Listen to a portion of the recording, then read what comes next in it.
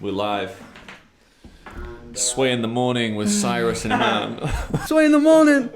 Hot 9701. Yeah. Mary's going first on the freestyle. Don't want to do an intro. No, we don't need to. I'm really bad at doing. No, but you know when people are like, tell us about your thing, and I'm like, oh, I don't know. It always takes a little bit of time to get used to and forget the mic's there and forget it's recording. I find, and then you sort of. It's what Rogan does. So Rogan goes on dinners the night before. He invites his guests round. I don't know if they stay with him or he gets them a hotel, and then he goes on dinners with them on the night before. He gives them a massage as well. That's one of the things you might give them. This is the full. Guys, your podcast is shit. Why didn't we get anything? I had to go make myself a cup of tea. So he gets some. So he knows them. Before the pod, so they're mates by the time he's on the cigar, chill out, and then he's like, by the way, we're live. Right. And then they're already in before they realise it. Well, after the 3 hours, it's like, we're done. What? But you guys need a Jamie before you'll achieve that, right? Me and him see it the exact way as we were just speaking for like the last 2 hours. It's just like just shooting the shit. Those questions are not like a formal. What is your LTV to CAC ratio? It's like, no. It's just like, shoot the shit. We might throw in... It's good, because I have no fucking What's idea. CAC? Yeah. Just say you don't have any revenue. Yeah, that's all that matters, isn't it? Serious guns. Man, how much chicken do you eat? Let's do a quick market size and exercise. This is my job. If I'm eating a breast a day, that's probably half a chicken, and I eat probably... probably 5-6 days. Well, it'll be pretty much every single day of the week. So every day. Yeah, so no, half a breast. So it'll be one breast of a chicken. So it'll be half a chicken. How many grams of protein? So it's at 3. That's 150. That's 160 chickens a year, and I am 29 years old. So do the math. Do the math. Yeah. This guy's been eating chicken straight out of the room, all with the feathers on. It's like Cyrus says, "Fuck vegans." But how many pull-ups can you do? I measure things differently. I say, what's your squat, bench, deadlift, and overhead press? Right. And if you can do more than 2 times body weight deadlift for many reps, throw it up on the screen. We're actually live right now. Throw up my deadlift. Just. So wait, he's choosing the metrics that he's good at, basically. Yeah, they're good metrics, right? I'm not involved. throw up the I'm not involved meme. We're gonna throw up loads of stuff as we speak. But sorry, you were saying. Yeah. So I don't know what. Yeah. So my squat is probably 2.5. So my squat is, I think, 205 would be my one rep. Yeah, my 1 rep max. That's a lot. Fucking hell. That's a lot. That's like more than 4 times my body weight. He has Iranian form, which is the way. The Iranians are good at weightlifting, right? They always win it in the. Why is that? 2 things: wrestling and weightlifting. That's it. And football now. The most high testosterone activities known to man. Right, and you've all got great beards. You're obviously just, manly men. What can I say? Men. As long as we don't turn out like Charlie Sheen, we'll be fine. So lifting heavy. What about you? You doing? Not really. I do a little bit of like calisthenics type stuff. That's why I asked if you can do pull-ups. I haven't been working out as much recently. Actually, we're just working so much, and then I've been traveling. So yeah, but usually do a lot of pull-ups and stuff like that, and then body weight stuff, squats and that sort of thing. I don't know. I haven't done them in ages. I could probably do like 80 or 100 kilos or something like that max. I would say probably if I get taught right. I also think you get out the habit very quickly, and then get shit. But I swim a lot now. You surf, don't you? Yeah. As a founder, I think it's more important to do cardiovascular, and because founders, I suppose they don't have time to be in the gym for 2 hours doing heavy workouts, and then it taxes the body. You need to sleep more, and then you need to track all these meals and eat like 10 chickens a day. It's just better to like swim, run, do a bit of high intensity exercise, and just stay fairly healthy. You need to do something. You need to do something, right? I think if you only do cardio, they're like, that's not good for you, especially as a man. Like you need to like lift something. And shown to lower testosterone. So these guys who do like ultra running, people who do Ironmans, they're usually running away from something in their life. So bankers who do Ironmans have been through like 4 divorces, genuinely. They're always chasing something to fill a void. So yeah. But me, anyway, we'll throw up a photo of him being teabagged as he's getting a spot on the bench press. And It's a long story, man. we'll also throw up my video deadlifting if we haven't, because why not? We need to set expectations. Wait. So you're very proud of your deadlift, obviously, right? How much can you tell. deadlift? Yeah, I didn't know. It's like, when is Paddy going to ask me? Well, So it's 2.5 times body weight. Well, now slightly more. That's about 3 weeks ago. 2.5 times body weight for 1 rep max. But I slipped 2 discs in my back 2 years ago from Bad form. Yeah, so I've fixed that, touch wood, and now on the road to recovery, hopefully going back up past 2.5 times body weight. The aim is to get to 3 times, but it's sort of, you start to plateau. It gets very difficult as you get stronger and stronger because there's a limit. It's biology. So you accelerate towards that, and then So there's linear progression, as Mark Ripito says, and then it slows, and then that's where you might add literally 1 kilo a week. And you're reaching the limits of your genetics, basically. Exactly. I still got a lot to give, so I've recovered. Now let's get to 3 times body weight.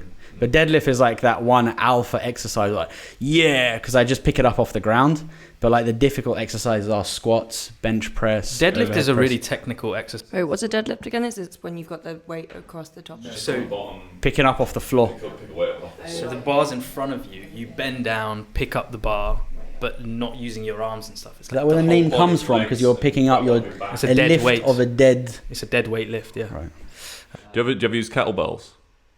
No. We have an online friend, Dr. Yusuf Smith, who does right. Propane Fitness. They have a company called Propane Fitness, and he's a doctor. And he, With old propane canisters or something like that? I think they shove them up their arse, and then it makes them really strong. Yusuf and Johnny, if you're listening.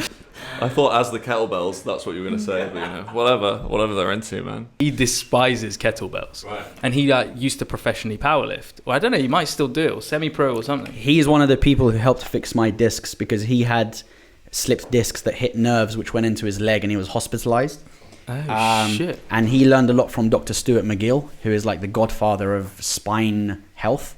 And then I learned from Dr. Stuart McGill and Dr. Yusuf Smith, because you learn, especially people who work in tech, they have poor ergonomics because you're like, you're hunched over like this. I've noticed I started getting like a pain in one of my shoulders, and it was just from like sitting at a computer all day. You're pronating or whatever you call that, like your shoulders. Everyone should read Back Mechanic by Dr. Stuart McGill, even if you do not lift. It'll help you into old age having a healthy back to lift your grandkids, which he says is what matters most. Yeah, my back's it's already kind of fucked. I think it's probably from sitting like a shrimp all day. Dr. Stuart McGill. I'll send you the Just like, and don't get one of those stupid things that pulls your shoulders back or whatever, right? Just work out or something, right? Yeah, I don't know. The other thing about working out is you sleep better, you feel calmer, you get an endorphin kick in the morning, which is good for you. You definitely need to do more I think exercise. you concentrate more when you work. I think it's got so many A lot benefits. of restless energy to get out. Yeah, that too. You feel better. You feel less depressed. Anyway, this is actually the first podcast that Iman and I have done in person with guests ever. We don't do it often. As you've seen, it's a lot of hassle, but there is a reason for that. One, we started this podcast roughly around mid 2020, so peak pandemic, you can say. Everything was via Zoom and stream, and the pods we did together was in person. Also, the other reason is, even when things opened up, there's not really anyone impressive to us in London to meet with in person. Shots fired. There are, but we'll get into all of that later around podcasting anyway, and I just like to speak to people that interest me, like genuinely interest me. It doesn't matter if they have 1 follower or 10 million followers. It's like, am I interested in this person? So yeah, without further ado, I think we already know we have Odin in the house. Whoop whoop. No, genuinely very stoked to be here.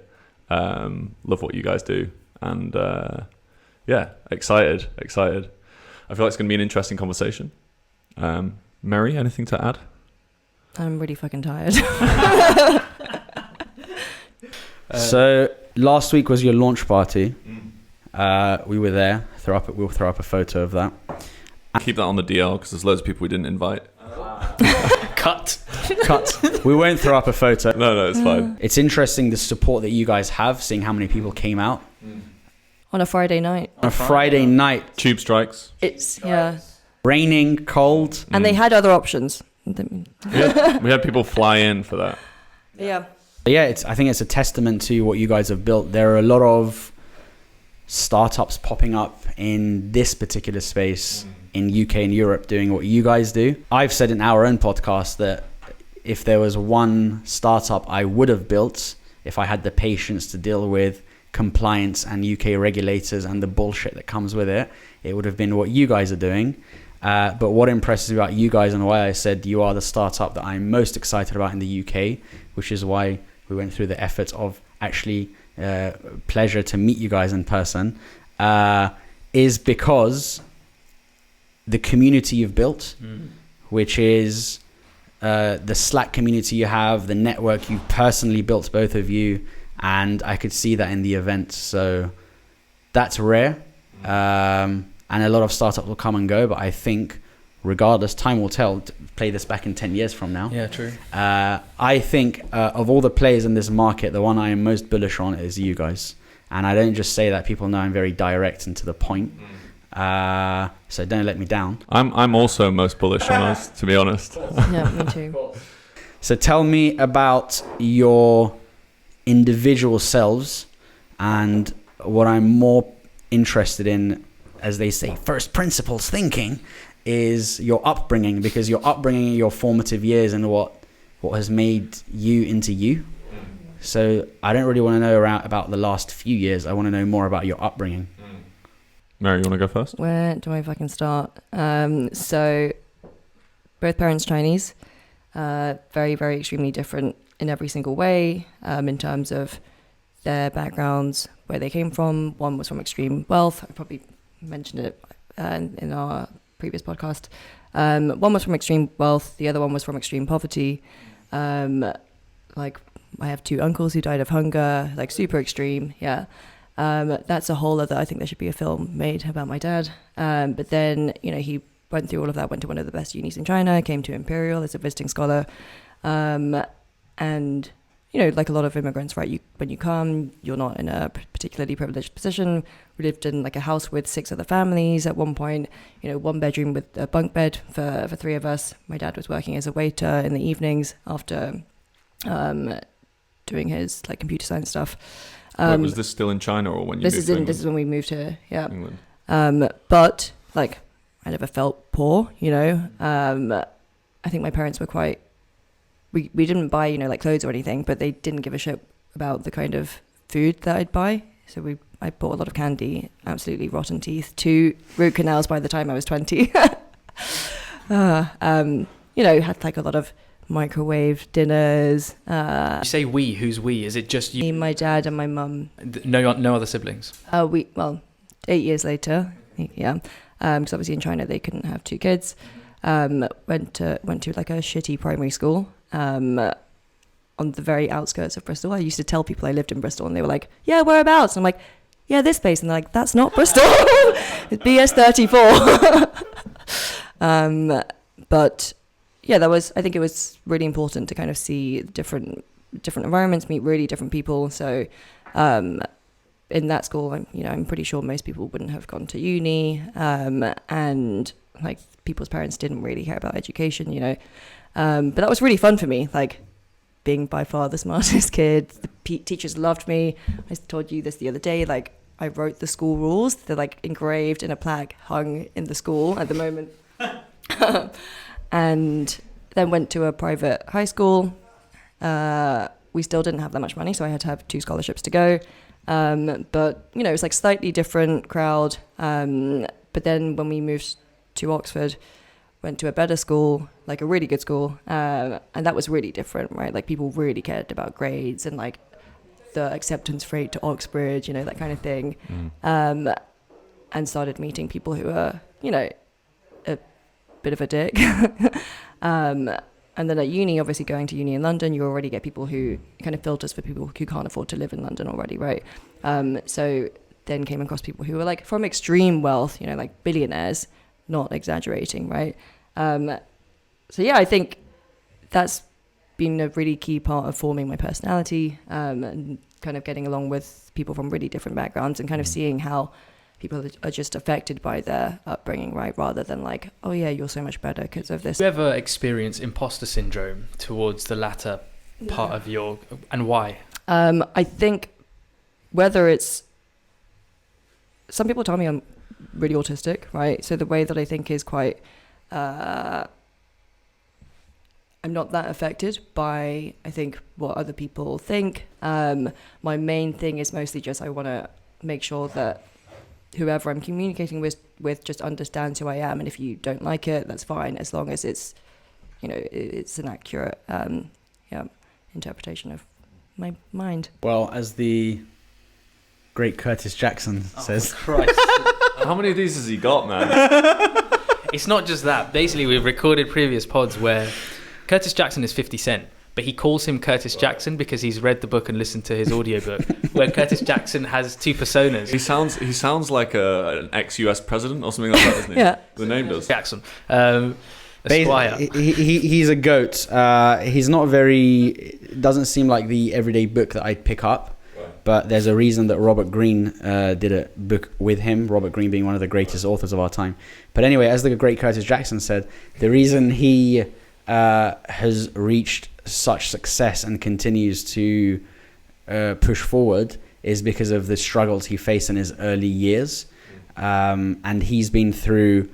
So here's the thing. People who have solely been raised in a elite private school, they don't have any perspective of other environments. And so I think they struggle. And me and you were at dinner once, and I said it's very important for a kid to gain street smarts, because it will do them wonders in the future when they're an adult, in terms of just judging human behavior, being able to read people, the laws of human nature, being able to call bullshit.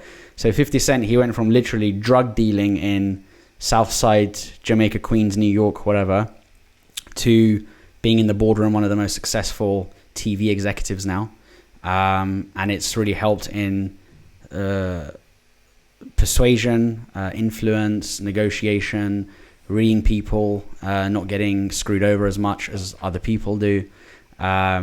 So yeah, I think it's very good that you went through that, because you look back and being in environments where, like, the primary school you went to was shit, and then you went all the way up into tech, being around billionaires, like, just you've had perspective. So my point is, perspective is very yeah, for sure. But the other thing is, it's not like it didn't feel like we were struggling with anything, right? It's like, yeah, we didn't have money and we had one room to live in, but at no point was it like, oh, things are hard, you know?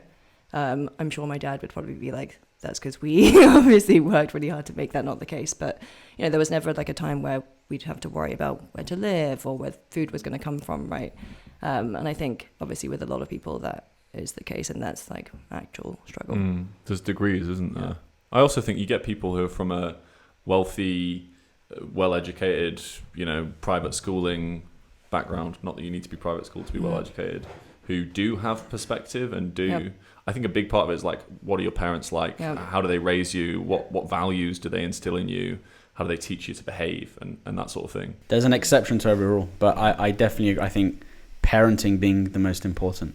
Yeah. Which is what you said. You didn't feel like it was a struggle because it was so important for them to not make you guys feel... It was a struggle in other ways. And I think actually the other important thing is, which has contributed to, I think, me usually being quite analytical and overthinking things and trying to see things from different perspectives, is my parents had such different views that pretty much from the, you know, a really young age, it was like, I can't listen to either of you because you both, like, there's never any agreement on anything, so I just have to figure things out for myself. So I think with some families as well, right, if you actually have parents who, and I normally say, it's really important it's good for parents to have shared values, but I think when you grow up in an environment where, when everyone thinks the same thing and you all agree, then, you know, naturally it's harder to become the kind of person where you question things. Whereas I think it's been a massive privilege to be in an environment where, you know, there was never a consensus. Yeah, I think also being a foreigner and a local at the same time helps with that, right? Yeah, agreed. Like, and from an immigrant background, you've learned you're dealing with two cultures all the time. Yeah, agreed. Shall I go? I'm like, can I go? I actually think there's a lot of parallels in Mary's and my lives, and like the more we get to know each other, the more I'm like, oh right, that's so interesting, and that's why so my family's Irish Catholics, moved to the UK. My mum is from a very poor background, one of 9. Dad was a welder and fitter, you know, in and out of work, had to come to Liverpool and work on the docks and stuff like that. And that was back in the days when it was, you know, no blacks, no dogs, no Irish and that sort of thing. And, you know, in the pubs. And I think that was, you know, sort of a narrative that you hear when you're a child. My dad was from South Dublin, from quite a wealthy family, went to a school in Dublin called Blackrock College. That's like quite famous and posh. That's why Brian O'Driscoll went to school, if you know him, the rugby player. They're both doctors, GPs, moved to Scunthorpe, which is where we were all born. Like nice little village outside, to be honest. So never grew up poor or anything like that. I do think if your parents are GPs, whatever background they're from, they see every walk of life. Yes. Mm. And they're also the sorts of people who believe in, like, you know, I think they've got very good values, my family, and, you know, they're very ethical people, and they are big believers in, you know, bringing humanity forward together and that sort of thing. I think being raised Christian, I'm not religious now, but I think being raised Christian also sort of is one way you can drum those values into people. Interestingly, my dad is like, he thinks the church is bullshit and, you know, priests are all rapists, fuckers and all that sort of thing. And my mum is still, yeah, my mum is still going to church, you know, every, you know, weekend, and she runs the local St. Vincent de Paul Society, which is like a, you know, voluntary thing that the church does to help people in the community and that sort of thing. Went to a private secondary school. So went to a Catholic primary school in Scunthorpe. So some English Catholics, and then quite a lot of kids from Irish backgrounds, Italian, Poles. Scunthorpe's a real melting pot. It's got steelworks. So there's people from all over the world who came there. I think at one point it was the most culturally diverse town outside of London in the UK, yeah. And it only had 60,000 people. Anyway, that's the thing my mum always likes to say. I don't know where she's pulled that stat from, and how they measure that. But yeah, and went to a private school in Hull. Not like I wouldn't say like a very, very posh one. It wasn't boarding or anything, but very good teaching. And yeah, sort of met a different class of people there. And then I think having those two perspectives, you know, is valuable. 3 sisters, 1 older, 2 younger. So he knows how to deal with my monthly tantrums. Know when Mary's PMSing and how to handle it. But yeah, I don't know. I guess that maybe, I don't know how. Yeah, I think having lots of siblings is something I value, and I think family is very important to me as a result. And probably I have quite traditional family values. And yeah. Well, that's very rare with the degeneration of values today in modern society. I do think there are some problems there, and we've spoken about this stuff before. And yeah, I guess in terms of, I think one of the most important things we found as co-founders is like having that shared value set and belief in what we're trying to build and why. And I think going back to the point around what we're building in terms of community and what we think makes us different, I think it really is like the mission and the vision. In terms of how that affects your product and what you build, like obviously also you just have to, like any business, try and produce a superior customer experience and add value for your customers, you know, whether that's doing things faster or cheaper or whatever it is. But yeah, sort of tying it into this, you know, really we think with Odin, it's about reimagining how value is created and distributed. It's Mary's catchphrase. And, you know, you start with venture, you know, if we believe, you know, the exponential age and, you know, that sort of thesis, then what venture is now is sort of like what the public markets were in the 50s or 60s. You know, we're pre-Vanguard, we're pre you know, BlackRock, those sorts of firms. And I think, you know, we see this as a starting point for like giving people access to a way to generate wealth more easily. We're big on like people understanding and being educated on that stuff more. And then fundamentally, I think what that powers is, you know, building, I wouldn't even say companies, but building more stuff the world needs. Yep. You know, that could in the future be funding things that aren't necessarily businesses. Yep. I think there's a lot of parallels with what's happening in crypto and Web3. I don't think the technology is what's important in crypto and Web3. I think it's the ethos of a lot of what's driving it, which is like everyone feeling a little bit like some elements of the way the financial markets are run and the way sort of fiscal policy is done by governments need a bit of a rethink and need more democratization. I'm not a big fan of the word democratization because like a lot of people shouldn't vote or they should give their vote to someone else, right? In my view. Just before you deep dive there, so a couple of things come to mind. One is, and we'll pick up on this, community, but park the community element for a second. The other thing I want to talk about is how you two met, right? So how does the story of where you two kind of grew up from merge together, and then where does the idea of community come in as a result of that? So we met through a friend, a mutual friend of ours. Nina. You met, Nina, at her birthday. And that's kind of, I think, how a lot of people end up making these deep connections, right? It's kind of serendipity. It's not, hey, I'm going to go on LinkedIn, filter by blah, blah, blah, and write some cold message. And then, we didn't talk about anything related to work the first kind of time we met. Actually, I think in the car we had like a debate about some random, it was like about relationships, where we were kind of on the same side, I think. Yeah. And then we ended up meeting another time over drinks, kind of started bouncing around ideas, realizing, we have these other shared interests. Mary was basically, I remember very clearly. So like we met a few times, then we bumped into Nina or something and we ended up going for dinner again another time. And then I'd been like noodling on ideas in this space. So there's a business called Circle Up in the US who do like sort of quant private markets investing. Great company. Ryan Colbeck, the founder, former CEO, writes good stuff on Twitter. And I was sort of looking at that as an idea at the time, but then also thinking about this idea of some sort of angel listy type product for Europe. And Mary had just moved back from Berlin and was looking for a job.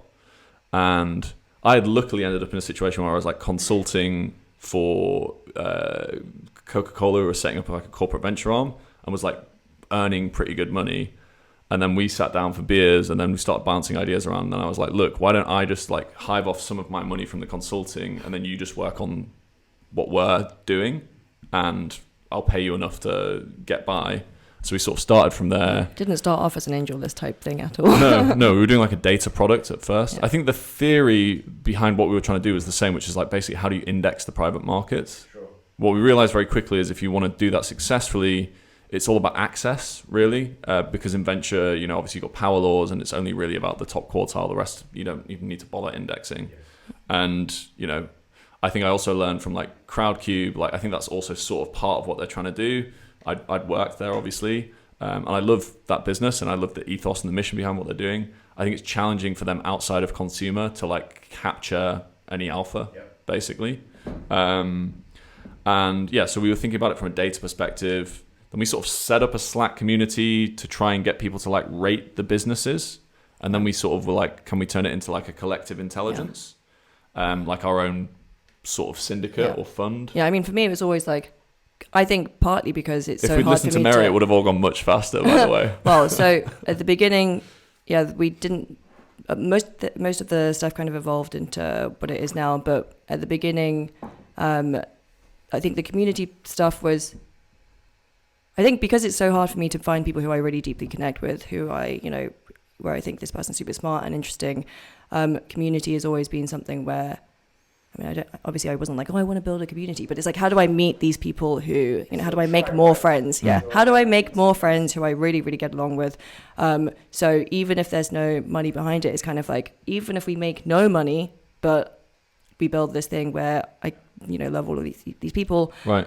And give them, what I think a lot of people also want and find hard to find, especially when you're super busy, right?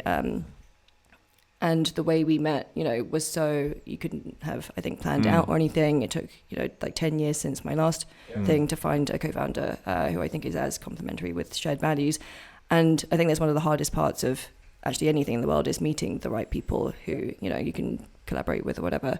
So it's kind of like, well, if we build this community and just connect all these people, like good things will happen. I think there's very few things in life you can be completely, sure about, but fundamentally, we're social humans, we need connection, and I think when you bring the right people together, like that's always going to add value, right? Like it wasn't even really about investing necessarily when we first started onboarding people, and then we tried a bunch of things, did a bunch of things wrong. We sort of realized, okay, you need to do like a quality filter and keep the quality very high.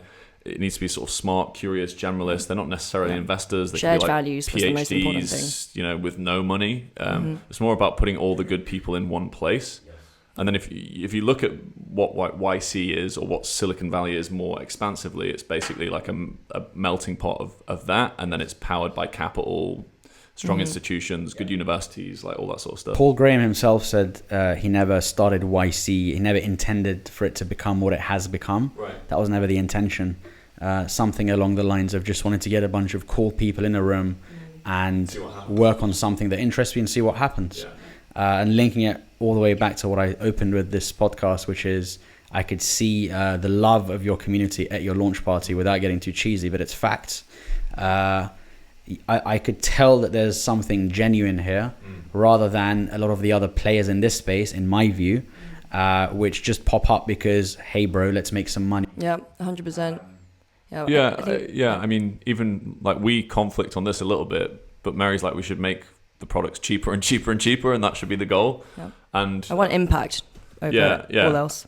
And I think she's actually right, and I actually think that will create more value in the long term. And then it's like Which Bill is Gates why we're says, doing what we're doing, right? Try and capture a small percentage of that, right? Like we think there's potential here to build something that's much bigger than it being about investing. Yep.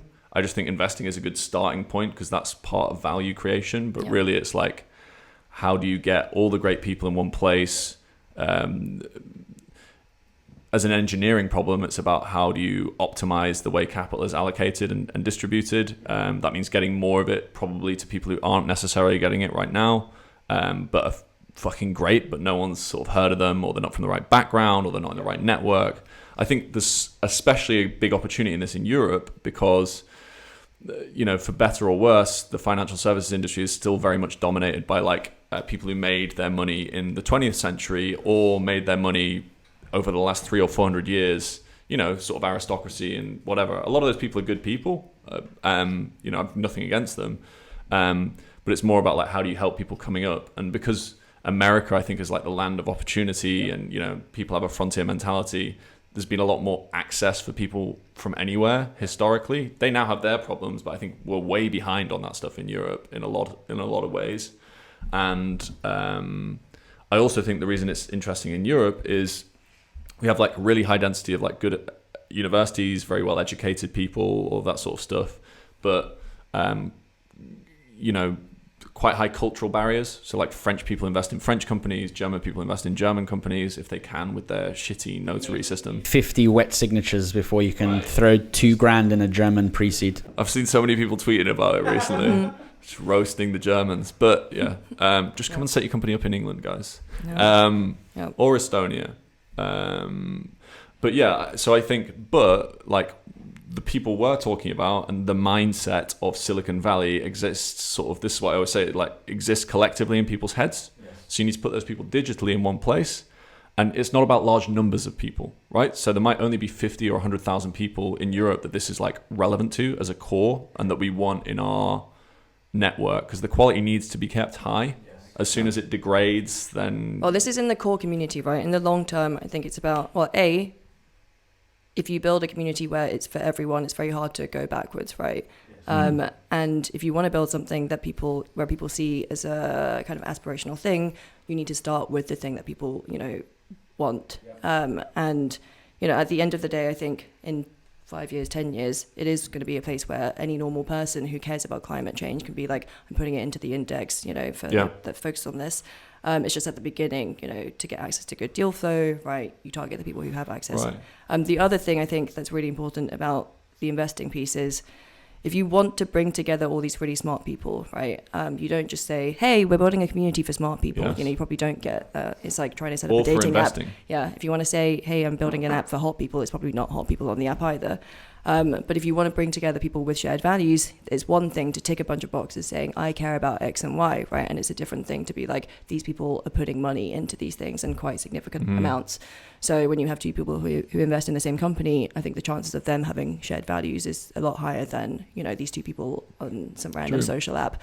What was it? A lunch club where people have said they care about X and Y. And it's not like, in terms of the impact stuff, it's not like we're saying, oh, you can't structure a deal if it's for something like we don't believe in. It's like, I don't really care. Like, also, like, how do you decide what is better for the world and what isn't? I think that means different things to different people. But I do think, there's a number of core problems we know need to be solved, like by our generation, basically, and by Gen Z, like, together.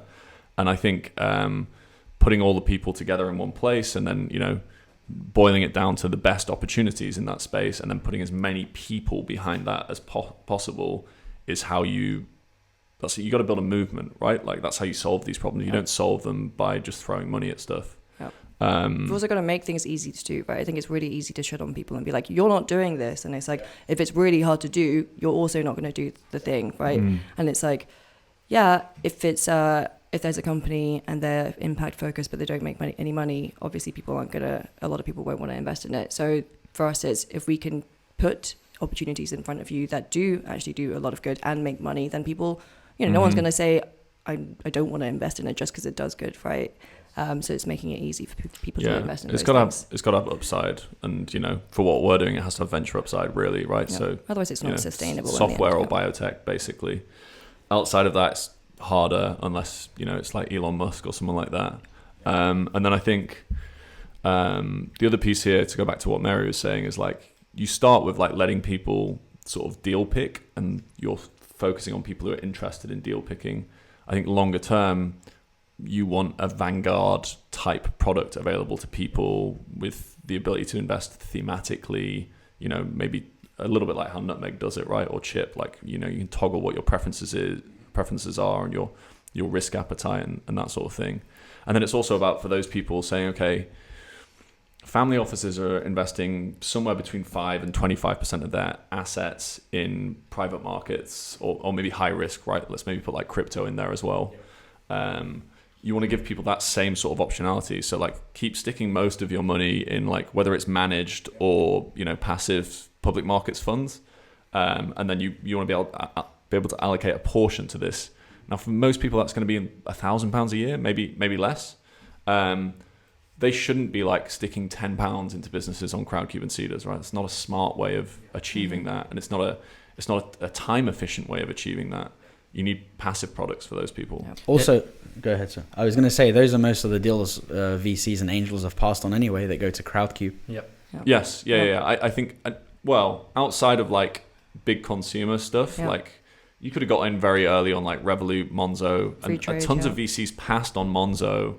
Yeah. And they raised money. I think Passion went in very early, and then they raised money on Crowdcube as well. Revolut did a round on Crowdcube before the one they did on Seeders that hardly anyone invested in. Free Trade's first ever funding round was like 180k on Crowdcube or something like that, and now they've got a bunch of I think pretty top name VCs involved in what they're doing as well. So I think in like consumer, crowdfunding works really well. I think if we're talking about like what's going to move the needle in the 21st century, in my view, it's like computational biology, nuclear fusion, like these sorts of things, which I think there's very few people who know about, and I actually think there's very few VCs who know anything about it either. So I think the people who select the deals should be operators from the right background to do that sort of stuff. So they're not necessarily VCs right now. Maybe we need to like make them into VCs, right? Like I always use the example of one of our investors, a guy called Peter Zhegin, and then he's running a syndicate with a mate of his, Sergey Bartunov, who's at DeepMind. And Pete's like a data science specialist VC. And then Pete's obviously like an operator in AI at the highest level there is, basically, right? So it's like, do you want that guy picking your AI deals, or two dudes who are very smart, but, you know, are not from that background at all. And the same thing for investing in, you know, whatever it is, right? Like a female-focused fund, or, you know, climate-focused, or whatever. I think it's going to be outsiders almost, like, by definition. So yeah, which is exciting, right? We love underdogs. So there's an interesting bridge here, right? So from what you just said about the individuals who are operators becoming investors, what you want is specialization at a certain level. Mm-hmm. Who was it that says specialization is for insects? Take a shot. Mr. Naval Ravikant. Right. He says, specialization is for insects. Basically, the point I'm trying to get at is, the thing I like about what you guys are doing is there's a lot of players out there that are developing this type of product, even though it's a prototype stage, right, in the sort of core or base product that you guys have put together. Right.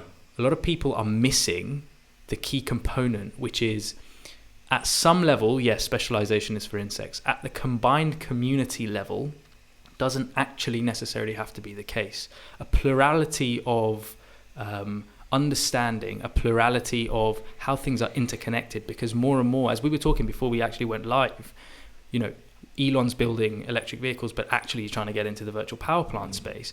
The interconnection of all these things is becoming it's a power law in itself.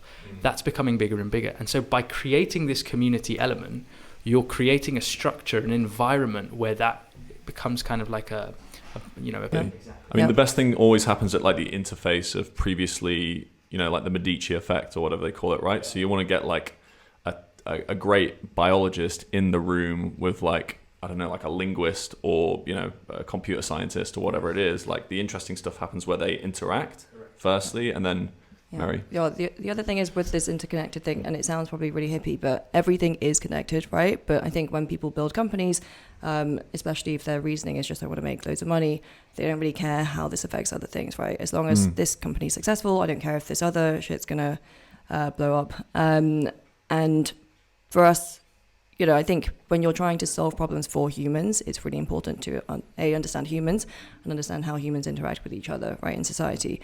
And if you do want to build something where it's actually good for everyone, it's kind of, you know, there's so much stuff that's interconnected, and I think it's actually not. I think people kind of oversimplify things that are really complex, and then they also overcomplicate things that are really simple. And there's actually. Yes, it's going to be difficult, but aligning a lot of different groups, then there is incentives. You know, a lot of people want the same things. They want security. They want to feel like they're doing something that they're good at. They want connection. And, you know, that's kind of like a core human thing. They want, the Japanese call it ikigai, right? That's what they want, basically. I actually had that on one of my old business landing pages back in the day of, this is my ikigai. But it is cheesy, but no, it comes up everywhere, man. It's true. It's in Sahil Lavingia's book. That's what he says it's about. Is it? Oh, okay. One thing is, I mean, this is how we connected almost a year ago, which is, I think I wrote something online, maybe. I think it was on LinkedIn I saw, and then I just reached out being like, you seem cool. Slating someone, or I wrote an article that you liked. You reached out, we connected, and I connected with Paddy. But it's mediocrity is rife, and it's hard to find people with similar interests. And so before I did this whole internet friends thing, like he's sick of hearing it, but like one of the reasons I left the corporate world is because you have nothing in common with people there. And so then I got into the tech startup. So it's like, great, okay, but I don't really see anyone beyond the few people I bump into or occasionally work with. The interesting thing in the corporate world is like you get a lot of people who are like very smart and like, you know, well educated, but like it's sort of like there's like nothing behind their eyeballs. Do you know what I mean? Like sometimes like they've got no spirit. It's what happens when one thing. It's what happens when purpose is removed from the outcome. And what I mean by that is people often work towards an outcome in corporate life because there are metrics and things you just need to hit, and there are things you need to do to get there.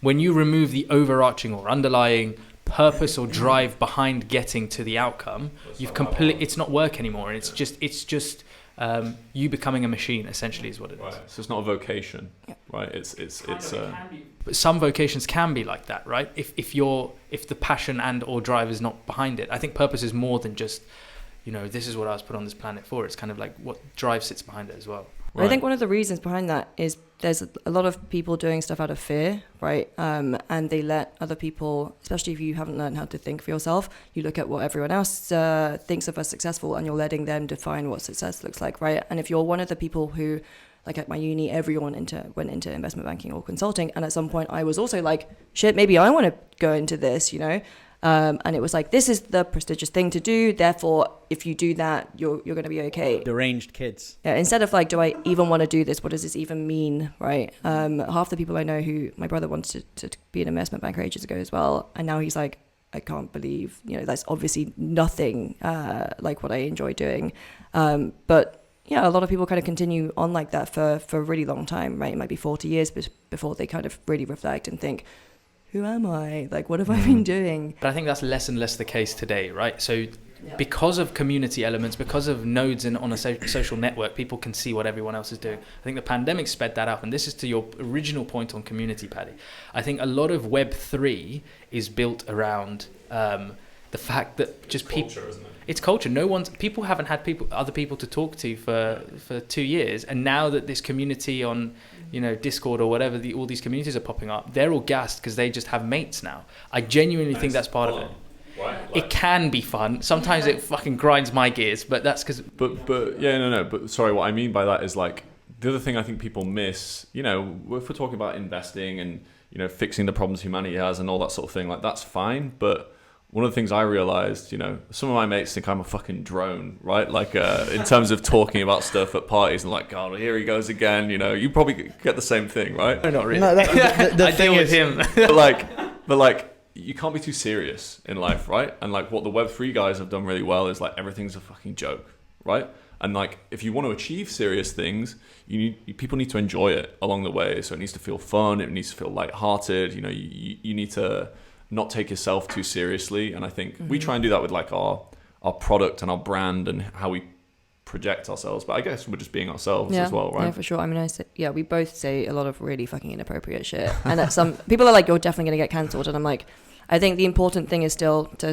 The bar from the beginning as you have. Exactly. You don't go... I think the worst thing to do when you get cancelled is probably to fucking apologise and be like, oh, sorry, like, oh, I did something wrong. You make them right. Yeah, exactly. Power, I believe in Robert Greene's 48 Laws of Power, which is never apologise, never explain. Right. If you want to be in power, right. Well, Odin will be in power. Yeah, we will. But I mean, yeah, like Peter Thiel and Musk have talked about this as well, that Peter Thiel, you've watched this, You Are Not a Lottery Ticket. It's from his book, but the presentation he has online, I think it's from an old South by Southwest in 2013 or something. But he goes through Musk said this on Joe Rogan, way too many smart kids are going into traditional finance and law. And it's like, if you have an interest in finance, which majority of them don't, it's mostly status signaling, lifestyle inflation, get on the hedonic treadmill, all of that bullshit. It's like, if you ever have a genuine interest in finance, what better than startups? Like what you guys do to me, it's just like reinvent finance. Why would if you're genuinely interested, right? Education is poor. So like 11 years ago when I decided to study economics and finance, there wasn't someone to say, hey fucker, did you know that like this is what was happening in the Bay Area? Like it wouldn't really be a thing to study econ and finance. But here culturally it's always been like a decade behind. But yeah, I agree with those guys. Like definitely too many are going into finance and law. More need to be going into the engineering and sciences and innovation and business creation. It requires different values as well. It's like you're not going to make money quickly doing what we're doing either, right? Like, but if you're patient, you might, but you might fail as well, right? So I think curiosity is a big thing, right? A lot of people call themselves curious, and you're like, just because you like reading doesn't make you curious. Just because you like regurgitating stuff doesn't mean anything. And it's like, well, if you actually wanted to understand what it was like to do something, there's, you wouldn't actually go, I'm just going to study finance, right? Like if you want to build anything, it's important to have a broader understanding of just how shit works in the world generally, right? It's interesting how much of our values overlap, and I think that's why we initially connected, because we have a bunch of values, but our three main ones. The first one, as you've seen from my latest essay, which is a very overused term in tech and in Silicon Valley. It's ironic that it's so hard to find, but authenticity, that's our first value. Authenticity. Second is just truth seeking, just put out the truth, which is what I intend to do with all the shit we put out. And the third is long-term thinking. And I think with what you guys are doing, which is kind of choosing impact over, like, people, I can't remember who said this in a tweet, but it blew up. They said people who go into startups with the intention of just making money, they end up going nowhere. But people who go in to impact people, doesn't have to be something like... It has to make money as well, though. It has to make money, of course. Yeah, but you will make money, right, if you are actually solving problems, because the problem you care about. People, time, cost, or energy, or a combination of those, then I think yeah. You missed one of our principles, if you will, which are principles, which is always be doing shit. Is this the sequel to Ray Dalio's book? Although I think he's been cancelled recently. He's been cancelled, yeah. Let's not get into it was to do with him investing in China or something like that. Just wouldn't answer the question as to why China are making people get hidden, which maybe we can touch on this. But let me get back to the original point. Always be doing shit, which comes back to Mary's point. Always be doing shit. Just be doing shit. Well, just be doing shit. Always just be doing shit. Fucking hell, it gets more complicated every time we say them. Always just be doing shit basically means the only way you can be curious, to Mary's point, is to actually go and do shit, because otherwise you're never really going to figure it out. But the core component, and I think this comes back to what you were saying, Paddy, is you cannot create a business for the sake of creating a business.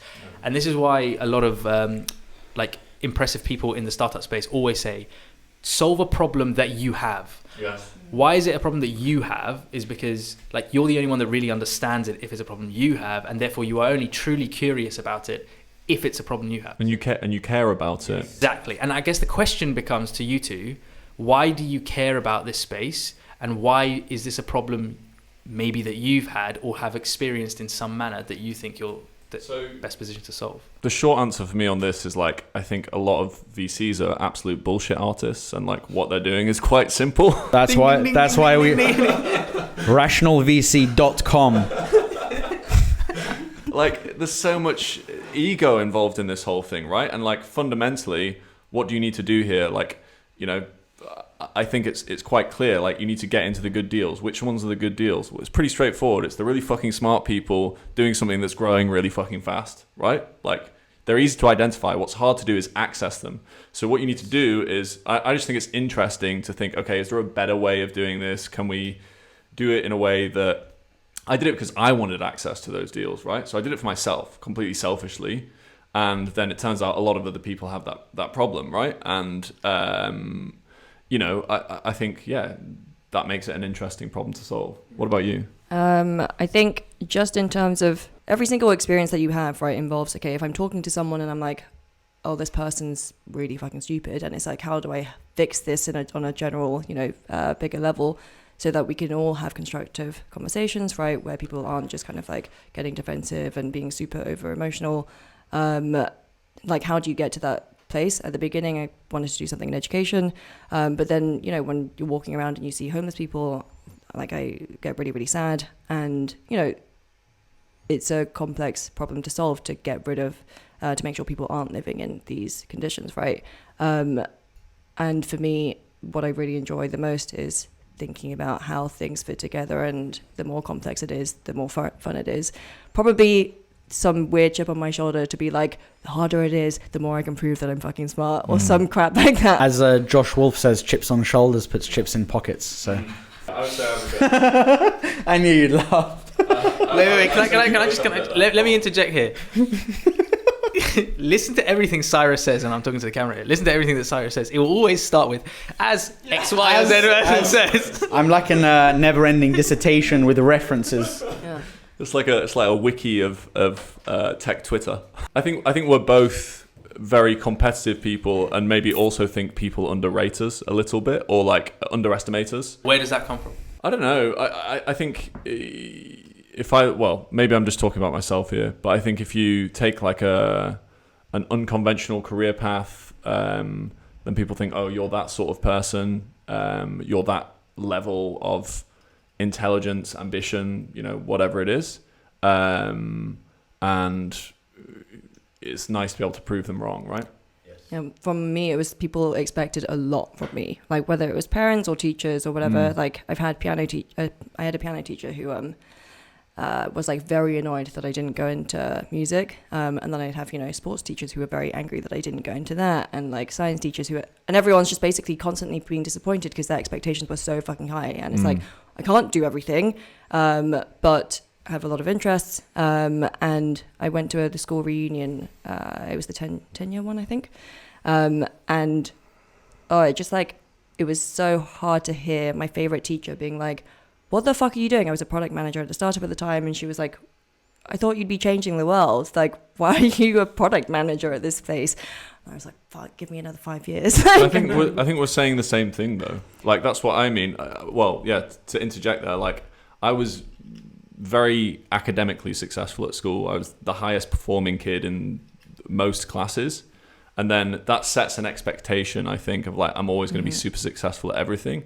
And then when I came out of university, like suddenly a load of my friends were like doing way better than me. Were they flipping NFTs? I don't know. No, man. Just like some people are.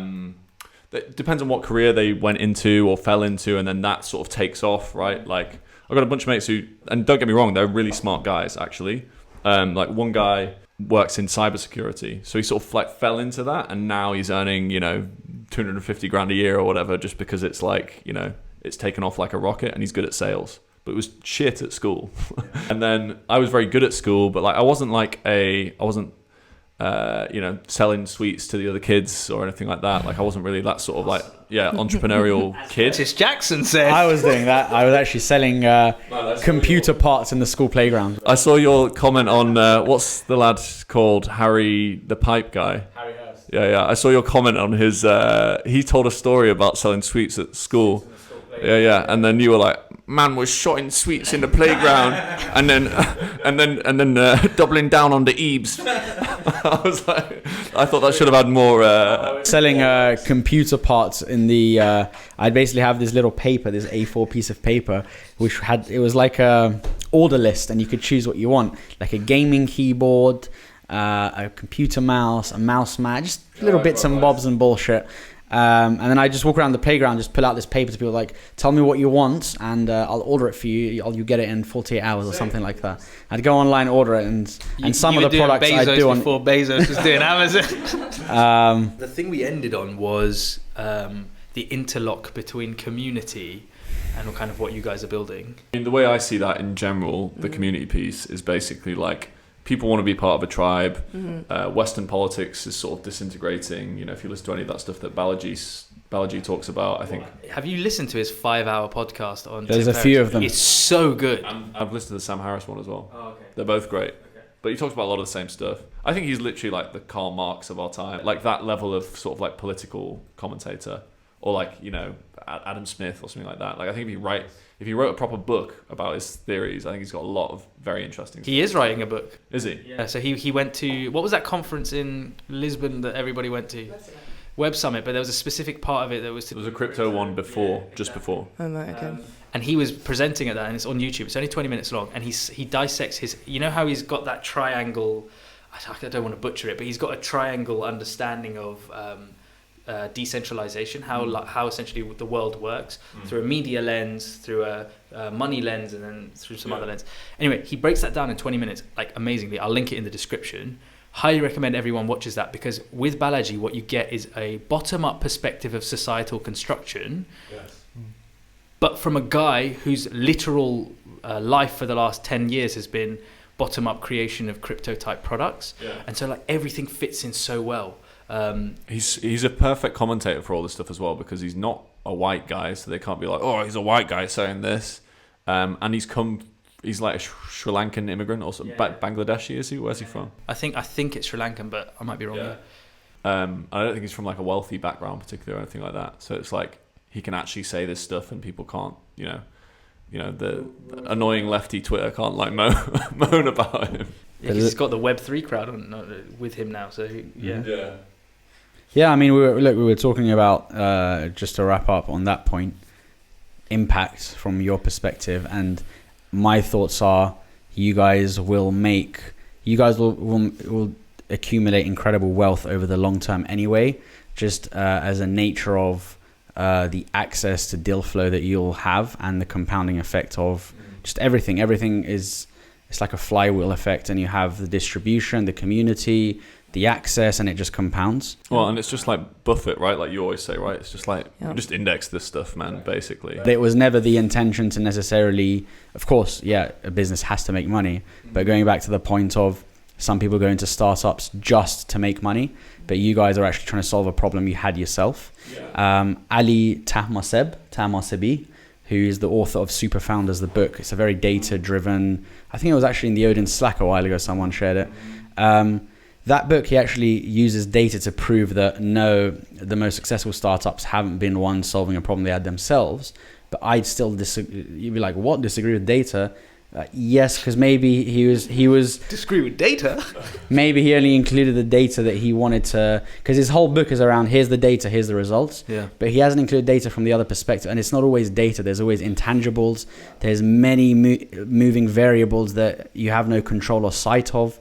Isn't it like, wasn't it, who was one of Hitler's right-hand men was like, oh, you can make statistics say whatever you want, or maybe I'm completely misquoting that. Goebbels is head of propaganda. So yeah, fits nice. I go back to the classic Paul Graham, which is he has an essay he mentions it somewhere in one of his essays, which is if it's essentially, he's saying a problem you have yourself, and as Navalny says, if it feels like play and not work, which is what we always say, Take a shot, which is genuinely, we just had for 10 minutes, we had a break because we had some problem with shots. We were taking shots. We had to take a break because of the gear overheating and all that shit, and toilet breaks.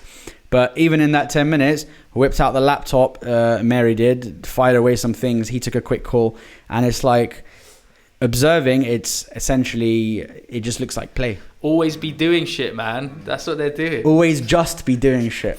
I think when you find when you find that sweet spot, it's true. Although it is hard work, like we work fucking hard. Mary works, especially Mary because doesn't the past do any few work. months. Well, Mary like sits around for 3 hours in the middle of the day and then works until 4 in the morning. I have bursts of energy. But you get it done eventually anyway. Yeah. And we all have different ways of working. Different working styles. Right, exactly. Mm-hmm. I think you're just more of an evening person, but. Yeah, I think we work bloody hard, but you can do that when it doesn't feel that much like hard work. I've run a business before that I didn't believe in at all, and I know it was like a grind pushing yourself to do it all the time. And you can do that if it's making money. If it's not really working that well and you're not that into it, then it's just like whatevs. I do think some people are good at like. I know a few people who just like, the people who like start lots of businesses and they'll have like one that's earning like, doing like 200k turnover, and then another one that's doing like 150k turnover. And they're always like really fucking boring niches. And I'm like, how do you not like... It's like Sweaty Startup or one of those. Yeah. Like that guy, he like flips like boxes or whatever. And he's flipping NFTs now. He's got the tomato NFTs. Yeah. I mean, I quite like him. I like how divisive he is. It's Island Boy. Island Boy. Wait, is that an NFT now?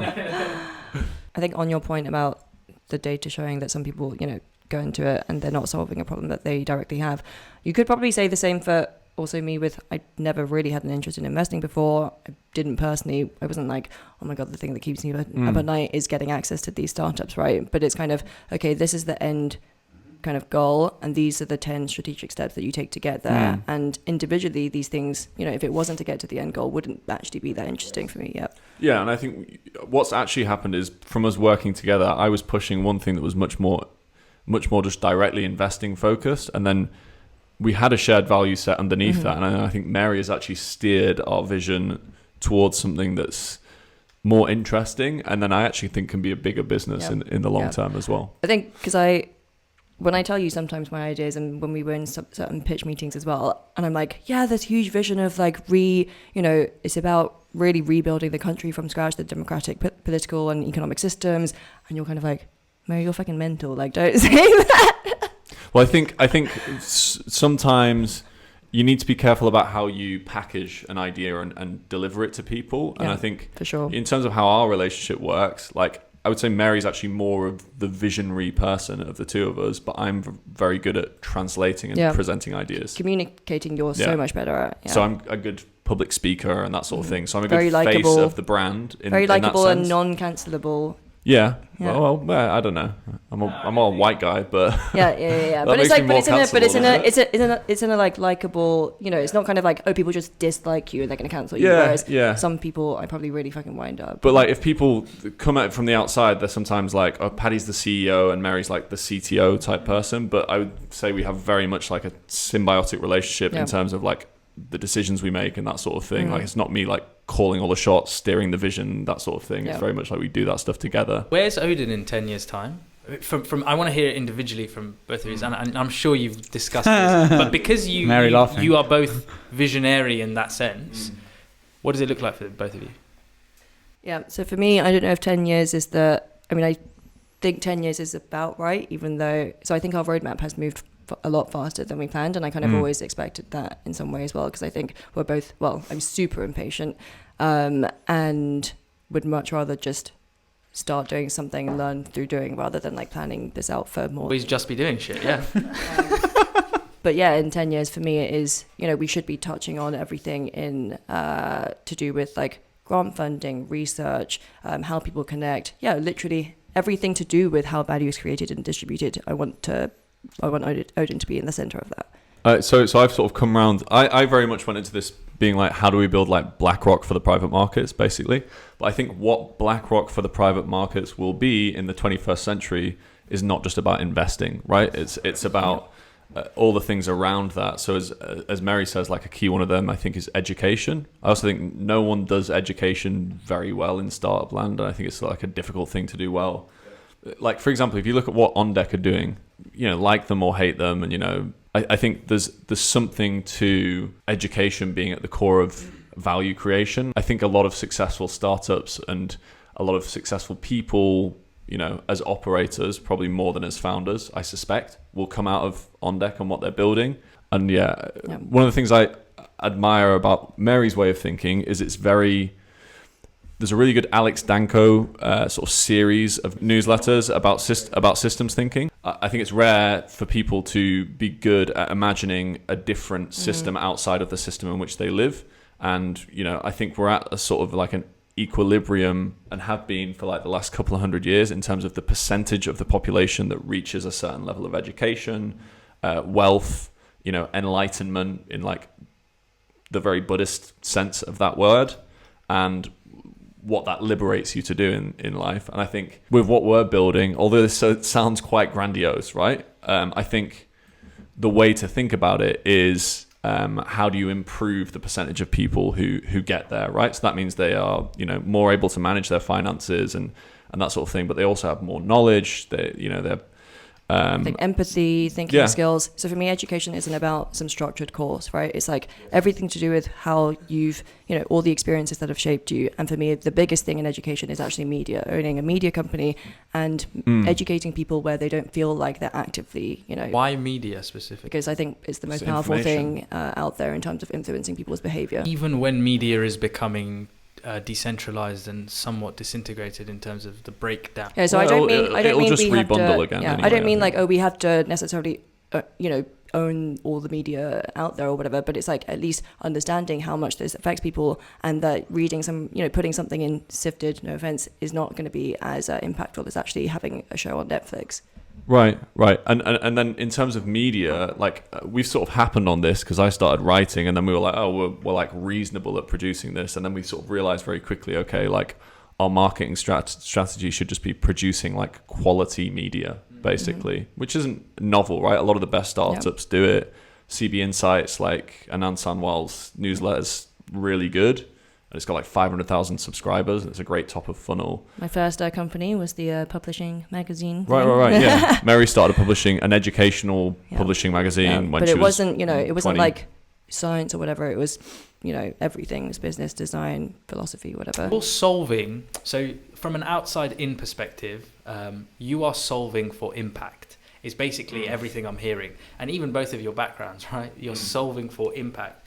Your parents were impactful people, being people that, GPs, doctors. That empathy, it gets passed. It gets passed down. But passing it down is one thing, because it's the family traditional structure that someone's engaged in and grows up in. Teaching someone is a completely different thing, because they come with all their own baggage around how they grew up in their formative. Yeah, for sure. But I think one of the things that's powerful about nowadays and about the internet is like anyone can like stand on a soapbox and just preach this stuff, right?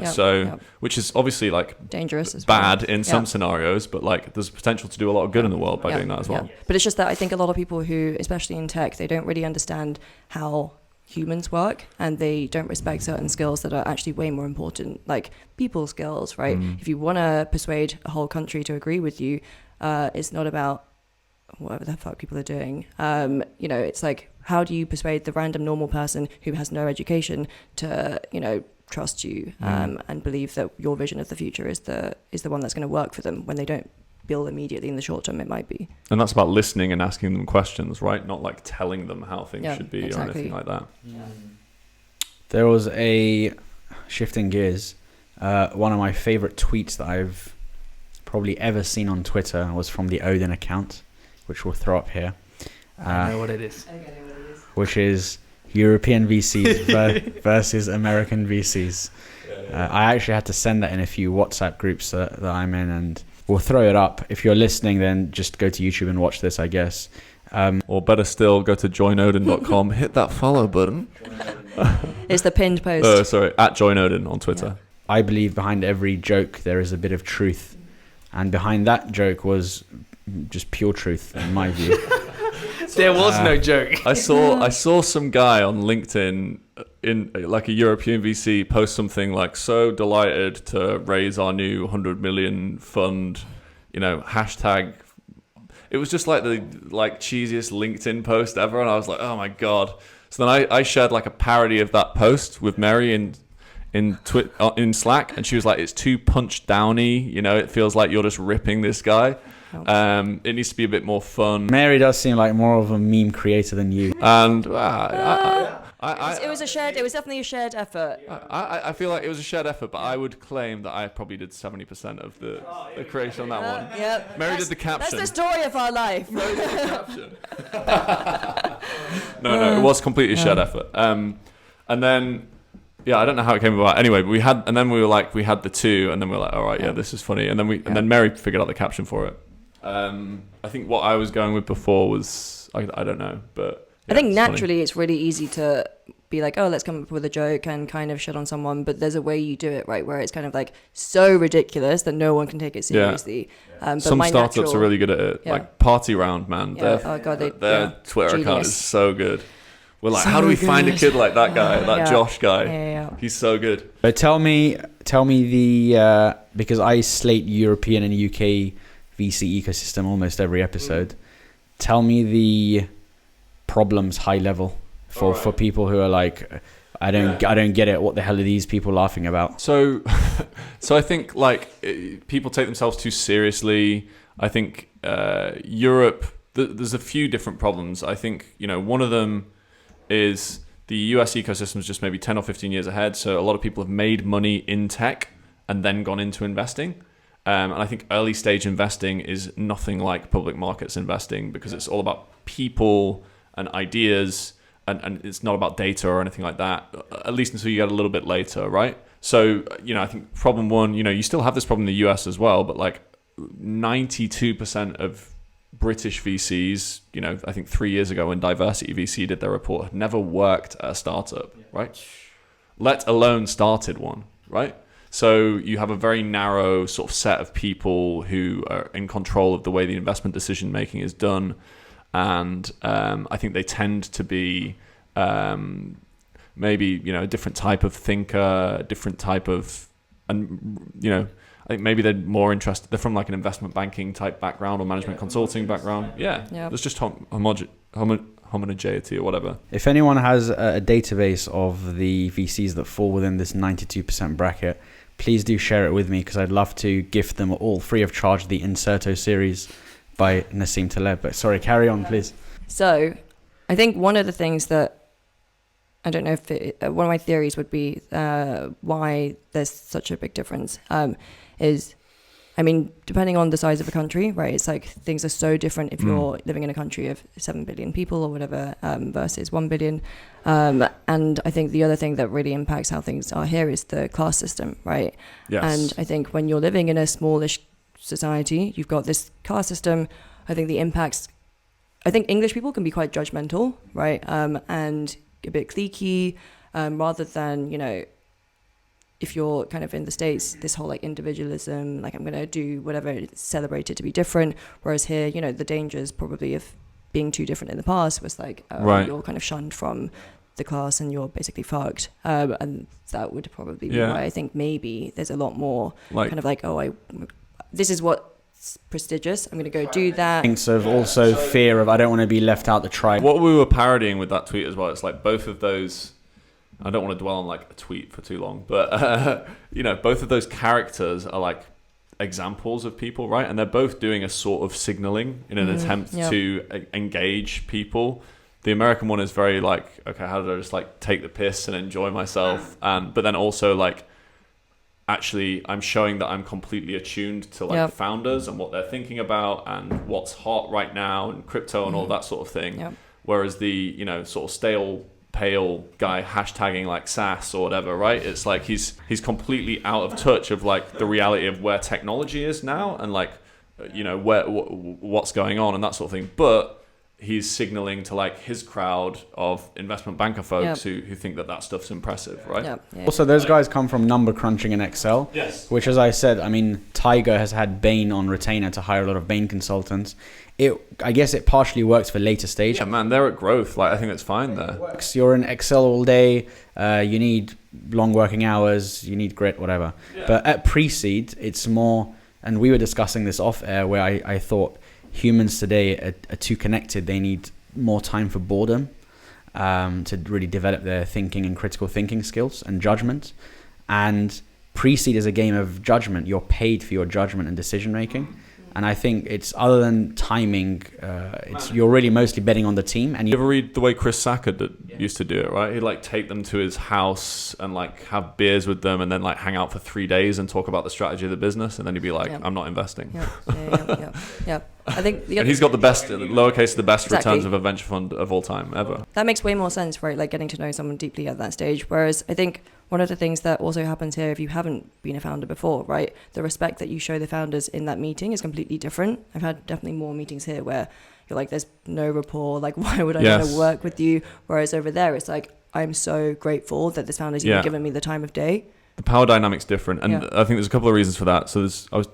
So I think one of them is like, because the ecosystem is older, they've passed on deals that have gone on to be fucking mega unicorns. Felt the pain. So they have more humility, the investors, because they've looked stupid. And then I think the other thing is just like, because there's like more deals and more competition and more other venture firms as well, then you need to behave yourself, right? Whereas for a long time here, I think you can get away with being like an idiot, basically, right? And no one's gonna question you because you know you got the money. You can see it in our pre-seed ecosystem. You've still got funds like charging the founders, 10%, 2% a year for 7 years more for their investment, which is just like complete rent-seeking behavior, right?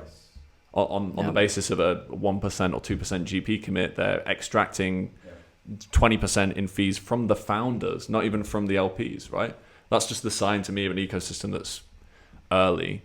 And I think now you got like people who worked at early Revolut, early Monzo, early Klarna, early UiPath, DeepMind, whatever, who've like made money, who are not investors, they're operators from the ecosystem, they're starting to write big checks. It's like, who do you want to take money from, right? Like those people or those people? I mean, Exactly. And I think that's why I think the Americans still like sleep on us a little bit, to be honest, to use an American phrase. Don't sleep on me. But they still think, oh, Europe, it's whatever. But I think there's a generation of people coming through now, it seems to me anyway, who are like very ambitious and have taken and imbibed a lot of American culture for a long time on TV, like everything, right? So they've taken what's great about America, and people shit on America a lot, but like I love that they're like super ambitious people. They say what they think. They just go and do things. And I think that exists, like I said earlier, like in everyone's heads now. And I think the future is very bright for us as an ecosystem. I think the one challenge we have is like the language barriers and like how do you scale products across those sort of, so it's very hard to build like a consumer internet giant in Europe, I think, because you need to translate it into 25 languages. Which isn't technically that hard, right? No. It's not, but it's the cultural integration of that product, which is the difficult thing. Just on that homogeneity point, and to wrap it up, kind of, how do you as Odin bridge that gap? Because obviously you guys have, I asked you what your 10-year goal was. You guys have quite a scaled, a big thinking approach to where you want to be. What does the future look like in terms of expansion, and how do you bridge that cultural gap? Because community culture is so important. So I think that's where the values piece is really important, right? Like people are joining who have really shared values. It's not so much about the product anymore. Not like, oh, this product works in a way where we're not used to or whatever it is. And it's not about a language barrier anymore. I think fundamentally most people still share the same values in terms of what we mentioned earlier, like security, wanting connection, wanting to feel like they're doing something they enjoy. So I think as long as you can bring that to those people, whether it's still through in-person events or virtual events, if you bring together those people who have those shared values, it's kind of, there's always going to be those people, and it will still. It's like, if you hear Balaji talk about like nation state building or like whatever the next, I think you start with city states, but that's where it's going, right? Like new countries of some sort. I think they will. The internet is already reorganizing communities around values rather than like, so if you think about it this way, right? Like all the people in this room probably have more in common than any of us do with like people in Iran, people in Ireland, or people in China, like vastly more so, right? Yep. So over time, I think it's more likely that those people just sort of gravitate and exist, a lot of their lives happen digitally. And then, potentially, I mean, what's already happening with these crypto crowds is like they're starting to like buy land and be like, okay, let's like build a city here, right? Which people are going to, boomers and whatever are going to like sniff at, but it's like, you can do this stuff, right? And like people are going to do it, right? I think if you look at what Constitution DAO is about, like it's about the cultural inspiration of these guys who like went to the States and set up a country, right? Like that's what they did. And, what people are saying is that's admirable and attainable. And, it's not about like it being very complicated or serious. It's a lot about like the narrative and how it makes people feel. And if you can capture that and like bottle it, people will engage. And then, from there, I think you can. How does the metaverse or online life, let's call it, because I hate the term metaverse. It's overused and I still don't understand what it is. How does online life fit into this? Because what you just said is crypto people going and buying land and setting up their own thing. Was it El Salvador that has a crypto tender now? Then Miami are launching like a Miami coin as well. Yeah. Hull's had a Hull coin for a while, actually. By the way, yeah, man. No one uses it though. Hull coin. Hull coin.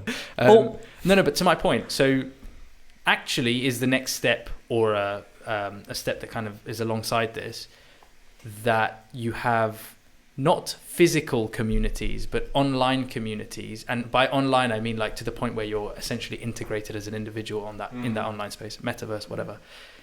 How does that play in all of this? Because I still think you need like real world connections. Agreed. So like why?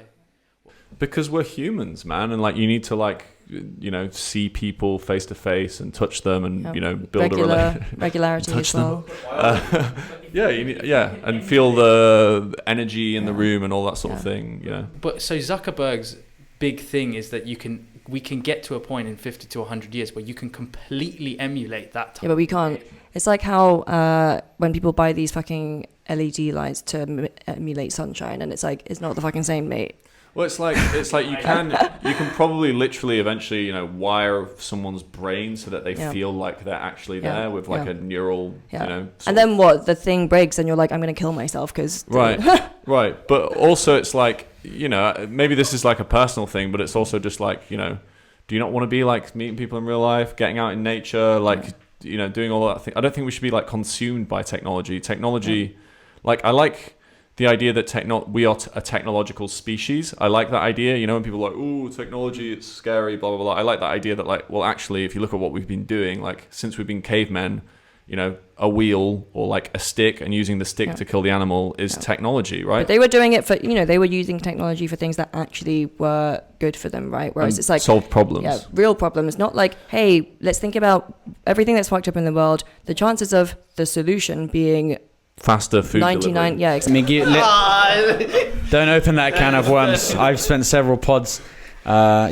Or like going online to poke someone. I think it's like a Naval thing, right? Where he's like, all the biggest vices of the world now, or problems of the world, are like problems of excess, not of a lack of things. And I think, you know, in the West, that's true, but it's like there's all these other problems we could be solving. At the end of the day, when you take a step back, it's like, what's our goal here, right? Like, why are we doing any of this, right? You know, fucking God is dead. No one believes in religion anymore. Like, you know, we're not going to heaven. There's not some greater thing after this to live for. Like, what's the project and where are we going? And people want like people to lead the way with that, and they want to feel a part of something. And I think that's part of what like people like about Odin, right? It's just like interesting people. And then I think, you know, our generation has a duty to sort of like figure those things out and then like, you know, carve a path. I think Gen X was like very hedonistic, sort of give up on everything. You know, that's the way they're stereotyped. And then I think millennials are portrayed as like being sort of soft, you know, snowflakes, etc., which I fucking hate.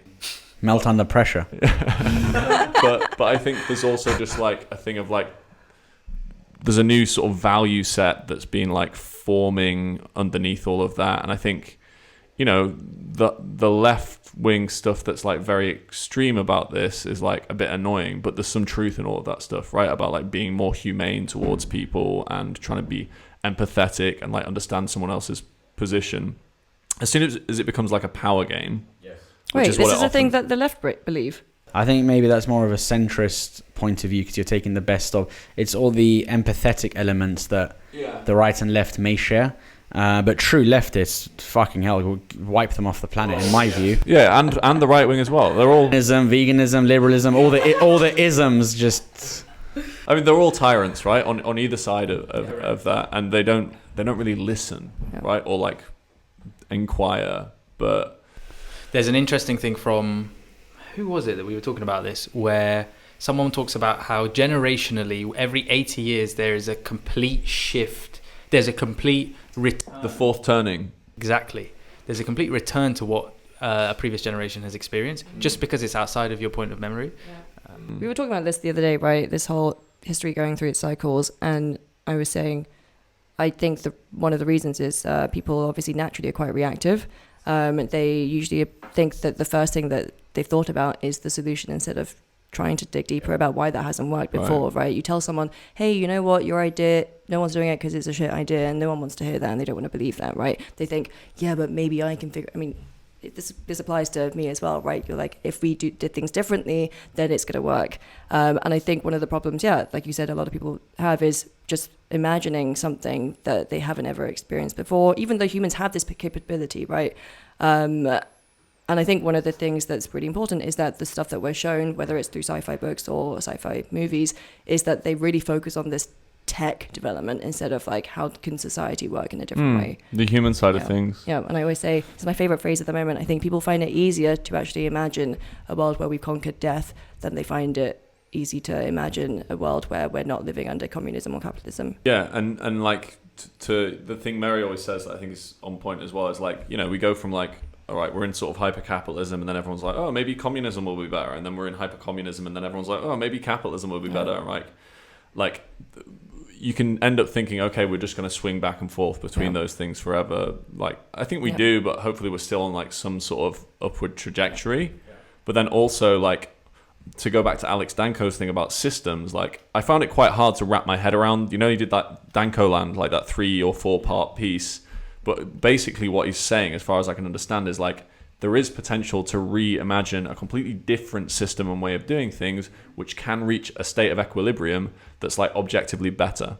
And if you ever read a book called Anathema by Neil Stevenson, he's sort of talking about this, right? So like there's another world that's like almost like a more evolved version of Earth where, there's these, sort of monks, but they're mathematicians, right? Rather than like being religious. And if you look at their life, it's a very simple lifestyle, and they're valuing, the basic things in life, but they also like embrace suffering, and that's a part of, and I don't know, Nietzsche wrote a lot about this stuff, right? Like, what do we do in a world without God, and how does that, how do we find morality and truth and that sort of thing? Yeah. And I think our society doesn't realize this stuff, but that's what we're dealing with right now, basically. And I think, the way you figure it out is you go and do shit, which is what we're trying to do, isn't it? Always just be doing shit. I think that's kind of why, it's so important to build something that works for everyone, right? You're never going to reach equilibrium if you're like, hey, let's build this thing, and, for this period it works for this small group of people, and then in that period it works for that small group of people, right? It's just always going to swing between. Yeah. There's also too much, you're talking about Nietzsche there, but a lot of optionality now in every area of life.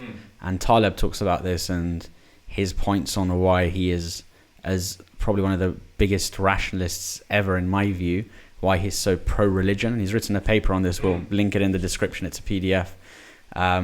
It's essentially because humans are irrational, and therefore they need a set of, I wouldn't necessarily say just values, but some guiding thoughts or principles or something that reduces optionality, keeps them focused, keeps them on a certain path or track. The Nazis said Arbeit macht frei, right? And they said they did a lot of bad shit, but I think there is some truth in like the idea of like, they're saying work sets you free, but it's like some sort of like rails to put people on, and like you have to put yourself on rails, right, as well, so that you don't like veer off, because there's so many vices and distractions and bad things out there in the world nowadays. How do you put yourself on rails? How do you do it? I like force myself to do things I don't enjoy. So I take cold showers, go running. I hate running, man, but I go and do it. And then I with like the bad things of technology, I try and like control my access to those things, right? So like, pornography, I think for men is like one of the things that no one talks about. That's like the elephant in the room, but like, or like just use of social media and that sort of thing generally. I think you need to like really consciously intervene. Going back to what we were discussing earlier, I think like a certain level of education is necessary in order to do those things. And what worries me about society now is like the number of people who aren't sufficiently informed to like make good decisions on behalf of their children, for example, in terms of how they interact with this stuff. And I think we could end up with like a real sort of neo-feudalism as a result, where you have like a class of people who make and control this stuff, and then everyone else is just like... I think we're going to have to make this a regular podcast, Rational with Friends. Also, as a disclaimer before we carry on with the discussion, because earlier I said shit about leftists and feminists and all that bullshit. People, those are my views, because Odin is Odin, even though I think they're a very based duo, but those are my views, and there'll be people firstly who may think about, oh, those guys should be cancelled. Firstly, good luck, because we are uncancelable. We are following the Kevin Kelly 1000 True Fans model, so good luck, uncancelable. Secondly, as I said at the end of my most recent essay in italics, small print, reflection, did this trigger you because you are not thinking critically, or because you have confirmation bias? I think a lot of these people on the left, they, as common sense, as we all know, it's emotionally driven due to, and I have empathy because it's probably due to experiences that they had growing up in their formative years that has shaped their worldview in that way, which has made them think that way. So they think emotionally based on their past experiences and what they were raised to believe. But the reason I'm slating them is because, while having empathy, but still stating them, is because we're thinking logically. We're thinking based on science, biology, and to the extent that we can as humans be rational. Like, for example, you touched on capitalism and communism. Capitalism isn't perfect, but it's the best solution that we currently have, in my view. I think to go back to your point around thinking rationally, like, yes, but like Taleb says, right, you need a religion. That's because we're emotional creatures, right? And I think that's why, your point around the metaverse is like, you don't emotions don't translate well on the internet right now or in anything except like real life. And, we need some sort of spiritual element to our lives, I think Buddhism is like massively underrated on this front in terms of like an outlet for people who aren't religious. Kind of explains the rise of Yoga. niche things like yoga, like stoicism. Yes.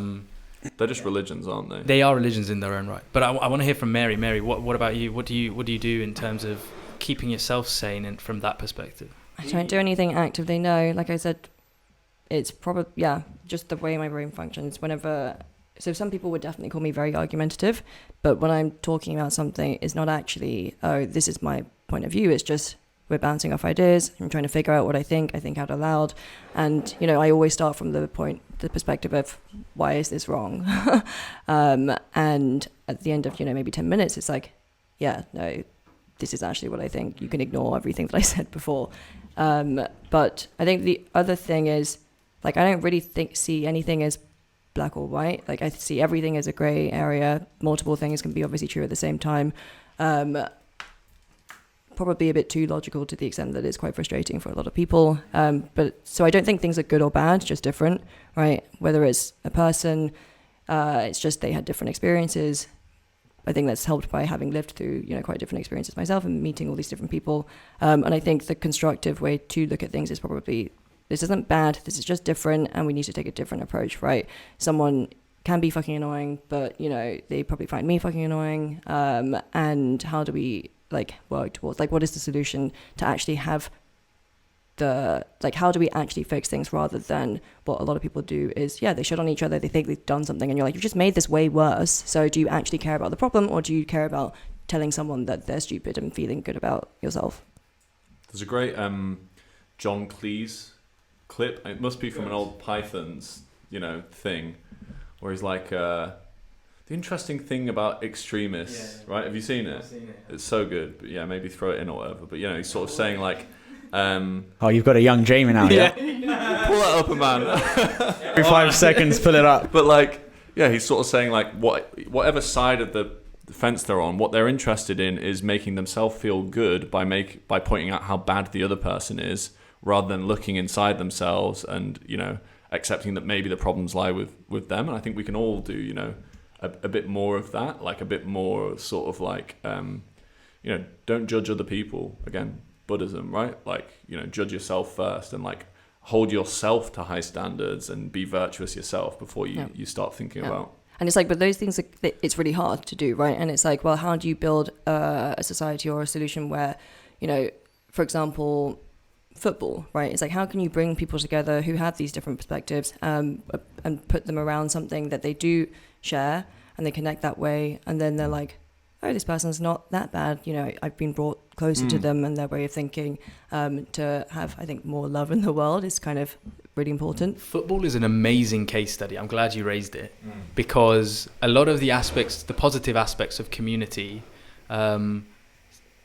and I don't mean this in a rude way, but you tend to find people with potentially lower IQs, but people that are less educated in a lot of senses that follow that sport, particularly at the lower level. Yeah. Well, it's a more working class sport than other sports, right? Exactly that. And I think the way in which you educate people through football or through that narrative, or is it through a club or whatever, I don't know, through the Premier League, there's a common thread across all of that, which is there is something that they can all sit behind and have passion over. There's an underlying thing that they all have together. I guess my question back to you guys is kind of how do you take learnings from things like that and then apply them in a community sense with the things you build? Good question. Yeah.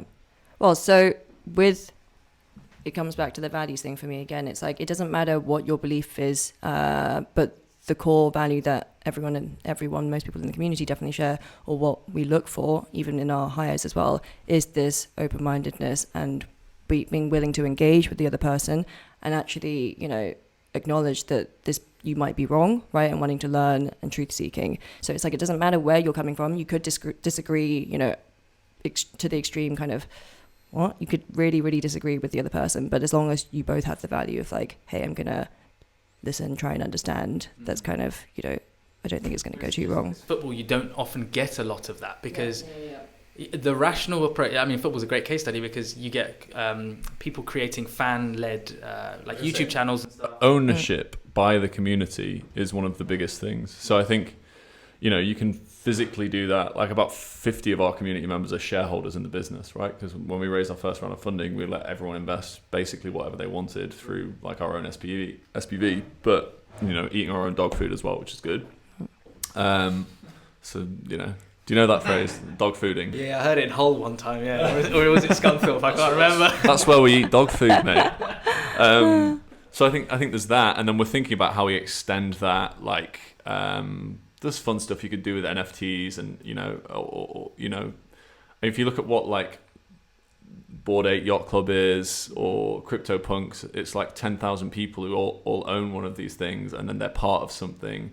But the point that it being that it's collectively owned, right? So like, I think if you're trying to build something that's like a movement, then that's got to be a big part of it. Like, it's not about, you have people who are like we're the people running the business, right? But it's about everyone, and then like it's about everyone being able to benefit and capture upside from that, in terms of relationships, in terms of money, in terms of all that other stuff. So is football a collective ownership thing?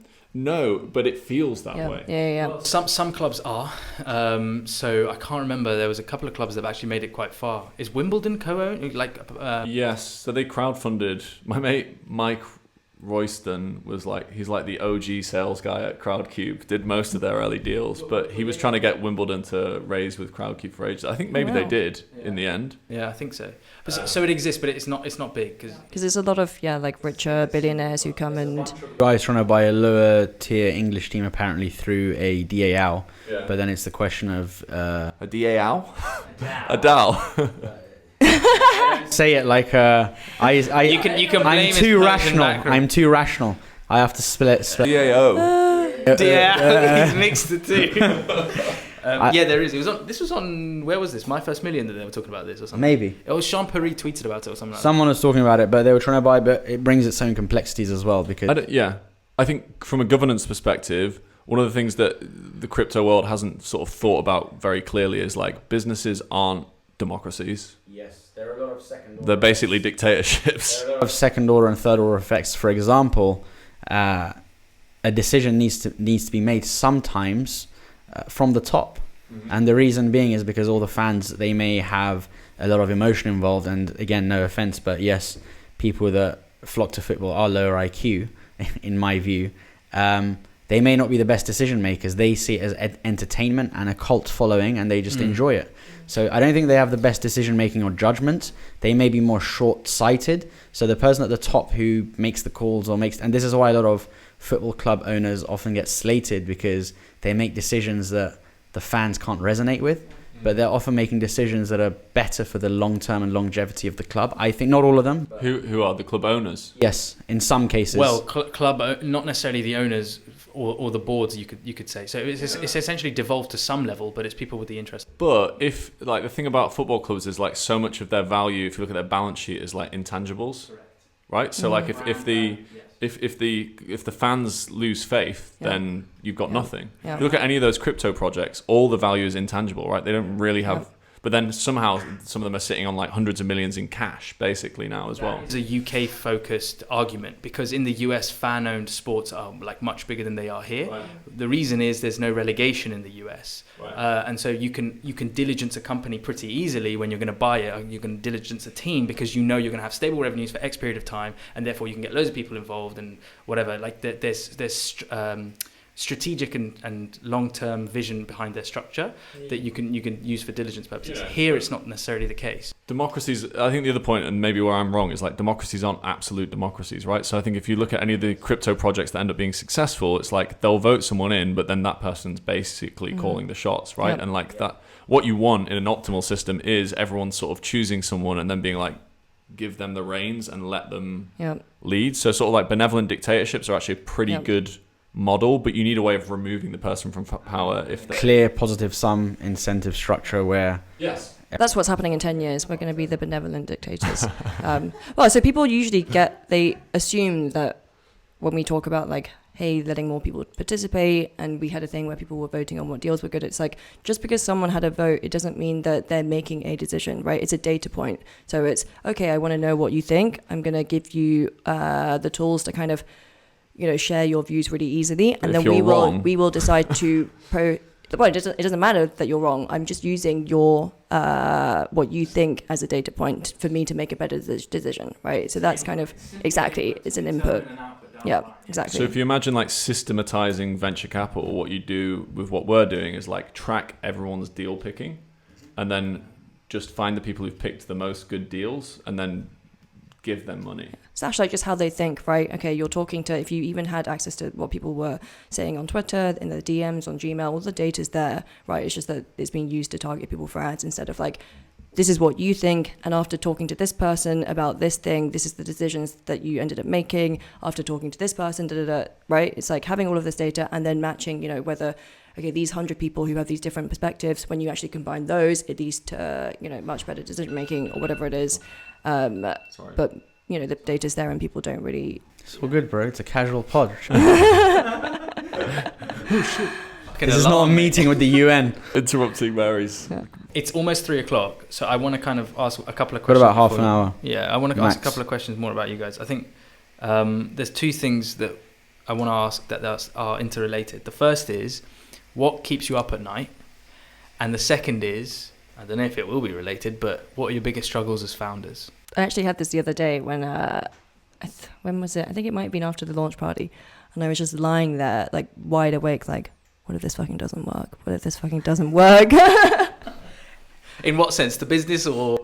So for me, if it ends up just being like an investment platform, that wasn't the end goal, right? It's how do you actually let more people participate, and yeah, it's just super fucking cheesy, but how do you make sure that people aren't living in like shitty fucking conditions? How do you give people a life that's worth in their life, right? worth living, right? Which having people who have good I think Maslow's hierarchy is very, I firmly believe that you need these things in that order. Later they say it's you. I think maybe you found it somewhere. You were saying it's BS, but I pretty much believe in most of it. I think it's fundamentally it's the foundation. Yeah, I think he's on point. I think absolutely. normally There's a reason they use it everywhere. When bad shit happens, I'm kind of like, it's because there was a lack in something. It's not because this person was evil. It's because they might not have had good relationships in their life. They feel like an outcast. They have no one to talk to, or they have no deep connections. And a lot of people come from a place of pain, right? And then when there's a lot of hatred, or even hatred for yourself, that's when bad shit happens. Can we tangent on this about how Mary enacts these principles? Mary's made friends with loads of incels on Twitter, and then tries to understand them and talks to them and stuff like that, and figures out who they are and where their they've been really nice to anger me. comes from. Yeah. How's that going?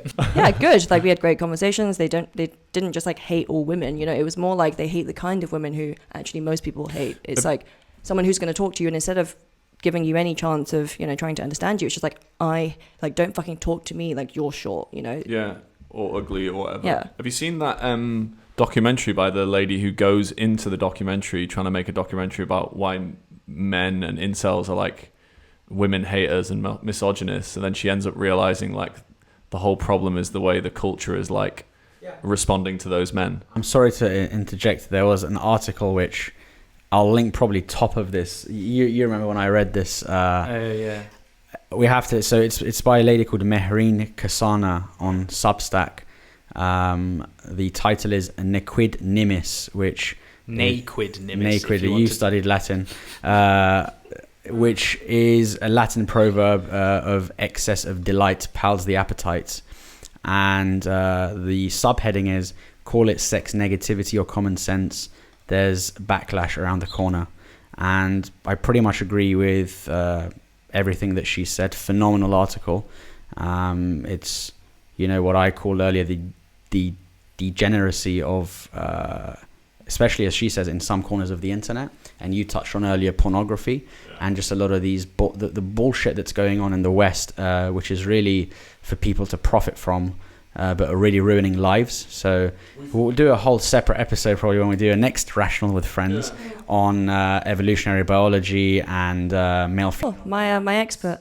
Oh, I did biology. My thesis, so we didn't actually learn anything about this in the course, but I was just like, I'm going to do my thesis on the evolution of culture and how, and they were like, sure, whatever. That people should read this article first. We'll link it, but it answers a lot of the questions of it's a start to what you're saying, because it's moral relativism. Like, we have a real problem with that, I think, nowadays. Like, we're not good at drawing the line and being like, no, this is wrong. We just shouldn't. No, but I don't think. But I think it really stops people from actually understanding things if what you're doing is approaching something with judgment. Right? This is wrong. Versus how do I understand this and realize that if I was in their position, I would have done the same thing. Kind of. Where do you draw the line? How do you know, like that? Well, like, you need to be able to draw it. So this is what, again, going back to like how I think society will like sort of unbundle and rebundle around new value sets. Again, Neil Stephenson, great book, The Diamond Age, about where he sort of focuses on this, and I rant about this all the time. But I think different people with different value sets, and communities will emerge. So maybe some people are like really sex positive and think there's nothing wrong with any porn, and it's fine for people to be seeing that stuff and for kids to be exposed to it, whatever. And then other groups will say like, no, I think what will happen is like, groups will reform around those value sets, and culture is very powerful, right? So like, as these new cultures emerge, if we think over like a 50, 100, 150, 200 year time, sort of stretch, new cultures will emerge that like don't ordain that stuff and choose to splinter off and do their own thing, right? So in Neil Stephenson's book, you've got a group who like have reverted to Victorian values. You've got a group who are like communists. You've got like sort of a neo Hong Kong capitalist group.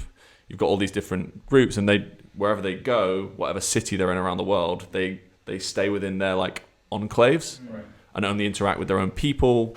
And the neo-Victorians hand make lots of stuff, for example, right? They don't have it made by machines. They make machine stuff as well, but then the handmade stuff is like more valuable, more prestigious, has sort of intangible value. So I think there's no way of enforcing like rules at like a mass sort of societal level under the current construct of nation states, because they were built around like what they call ethno-linguistic nationalism, right? So like, we're all from the same tribe, we speak the same language, and in the case of most of Europe, we're all Christians. Like, why isn't Turkey in Europe? Why has it never become a part of Europe? Because it's Muslim. Like, that's fundamentally why. It's nothing to do with geography, right? Like, there are other places that are as far away as Turkey that are a part of Europe, if you think about the center of Europe. So I think how that changes over the next like 100 years is more about like people reorienting towards whichever groups share their value sets, and then primarily socializing with those groups. On that porn point, yeah, so for me, I don't see anything wrong with porn. I think it comes down, some people will say I'm oversimplifying, but it comes down to, thinking skills. If you're watching porn and you can't think for yourself what you actually even want, you don't know what your partner wants or what they're comfortable with, and you end up just looking at and taking all the examples from porn when, the other person you're with might feel really unsafe or whatever. Like, that's bad, right? If you're watching some porn and you're like, oh yeah, I'm really into this, my partner's into this is safe, and, it's a net positive for both of us, then I'm like, who cares what you're into? I think with porn, it's very different between men and women. Yes. Yeah, I agree. Like, men are like programmed to like, very, very visually, right? Yeah, same. I watch a lot of porn. Right. Testosterone's one of the primary reasons for like libido as well, right? Yeah, I wouldn't be surprised if I had very high testosterone levels. Quite possibly. The flip side of that is, if you do watch this stuff, potentially there is a place where your brain cannot make a rational decision in that environment. So are you enabling it without even realizing to go down that road? And what Naval says, he's got a tweet on this exact thing as well, which is like, anything of these new things can completely replace anything of the old things, right? So you can completely replace your natural male sex drive with like an interest in porn. Bunch of nerds sitting indoors, not doing shit. It's happening already, right? it's That's like- what incels are. It's like balance, right?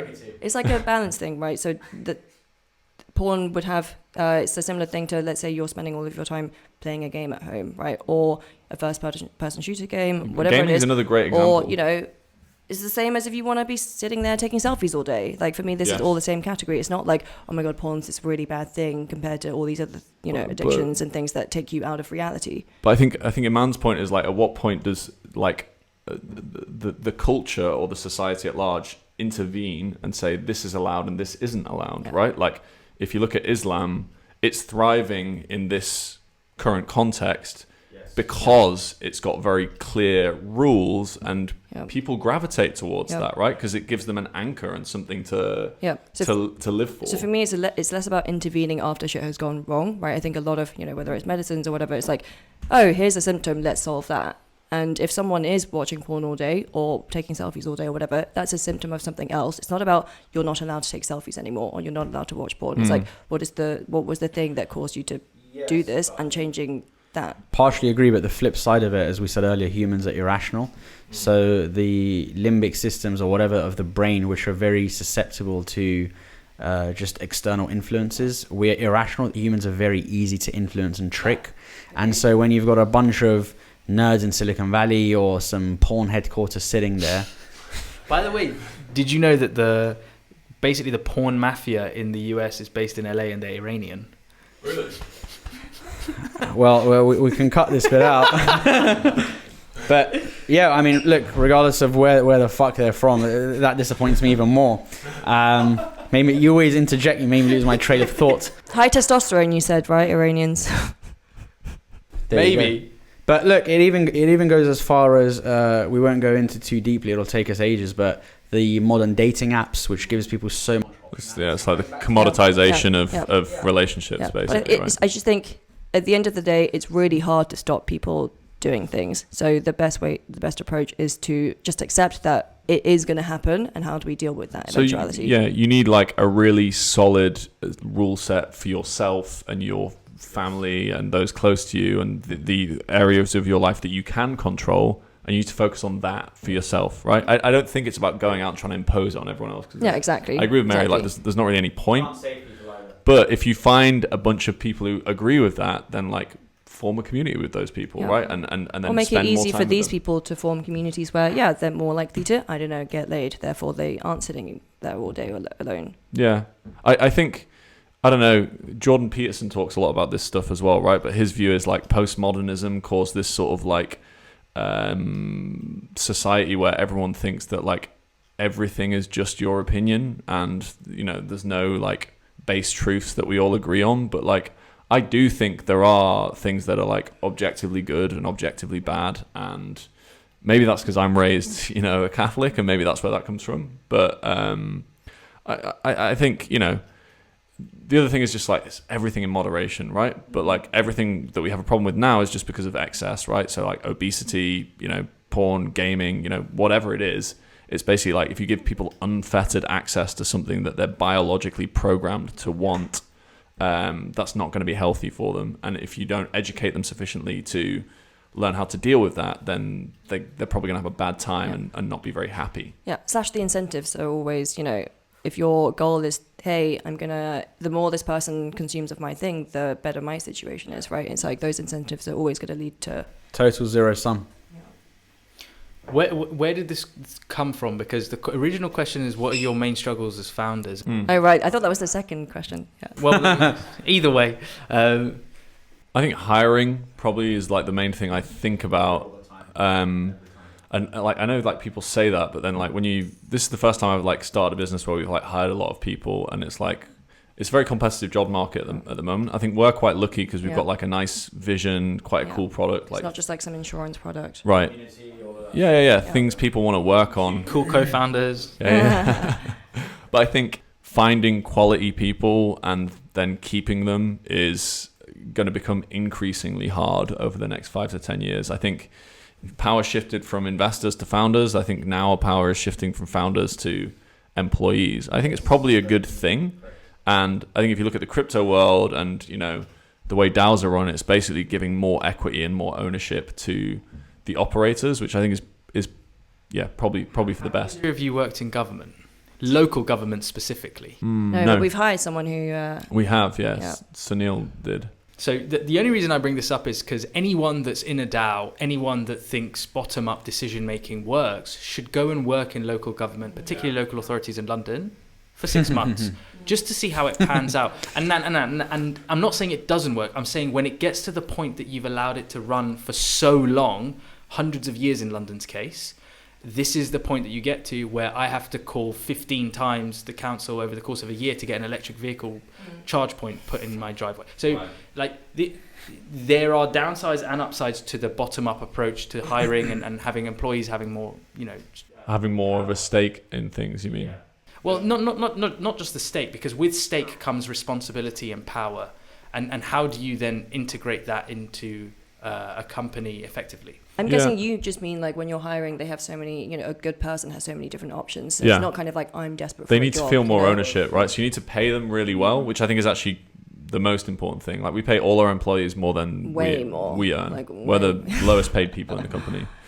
And I'm always on us then. I'm always because our view is like our pay is equity, right? Like mainly, like that's what we're working on. We'll increase it. You know, we're doing much better in terms of revenue than we realized we would be, so we'll increase it. But we just want what's best for the company. Yeah, right? and we think it sets a good example if you sort of behave that way as well, right?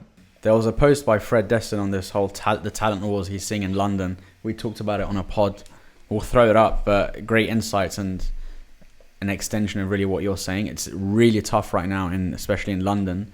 People's engineers who have shown extreme loyalty to the company or any sort of valuable member of staff will just get poached and they'll leave.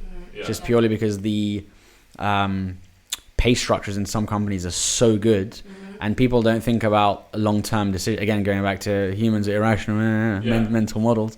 Humans think so short-term that a lot of them it's too good for them to just be like, okay, I can't think. Well, it's also like the funds have the funds have just raised so much money, right? That the founders are raising loads of money, and then it's like, why would I work for 70k when I can go work for 150k for these other guys doing the same thing? This was in a phenomenal book I always quote, which is Powerful by Patty McCord.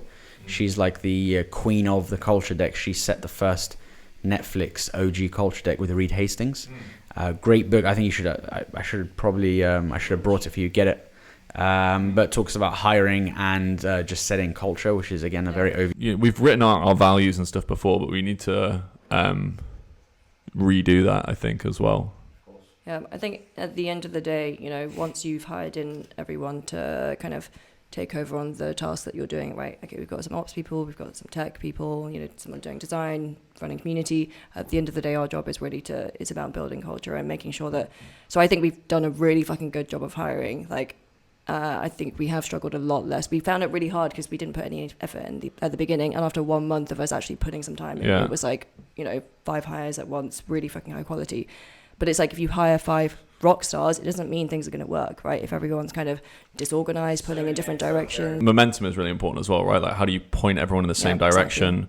Exactly. A rolling stone gathers pace over time, right? And like, if there's people rolling in different directions, then your net momentum can end up being 0, even if they're rolling very fast, right? Whereas like if you get everyone slowly on the same track, then... That's a really, really good point, because common wisdom in startup land essentially says always just be doing shit, but also just iterate on random shit all the time. And the random bit is the bit I don't like, because the bigger a company becomes and the less structure it has, the more random the things that people will do. But the top-down ability of a company to say, no, these aren't areas you should go down, actually works in that scenario. But a lot of startups get lost in this because they just go down random rabbit holes, and then they don't iterate back up to their culture, their values, their principles. It's like Disney, right? They always sit in the boardroom and then they're like, what would the mouse do, right? And they like have this sort of value set of like, is this helping us deliver on our vision of like better entertainment for all the family or whatever it is? And then they always come back to that, and it's like, it's a yes or no question, right? And I think that's why setting values is important. And mission is important because it's like, does this help deliver the mission? Yes or no? Yep. I also think when you're very early, like the biggest problem is like opportunities, and you got to get good at pruning the rose bushes and really just focusing on the one thing that's working. And like for a couple of years, I think it can be quite monotonous potentially because you're just like hammering the same nail deeper and deeper. But once you've done that well, then you can branch out into this other stuff, but always still come back to, okay, does this help? In our case, are we building more stuff the world needs? Are we helping, improve the way value is created and distributed? If we're not, then like, why are we doing this? Yeah. I think all of the success that comes is from fat tail events. Who said, I don't know if it was Morgan Housel who said this which is venture is obviously a game of, let's say, 100 investments from a fund. If you remove the power law, if you remove the top 2 investments, the fund is essentially negative, the top 2 or 3 investments. Similarly, if you look at the people in those tech companies, it's like a 0.2% acceptance rate to get into Google.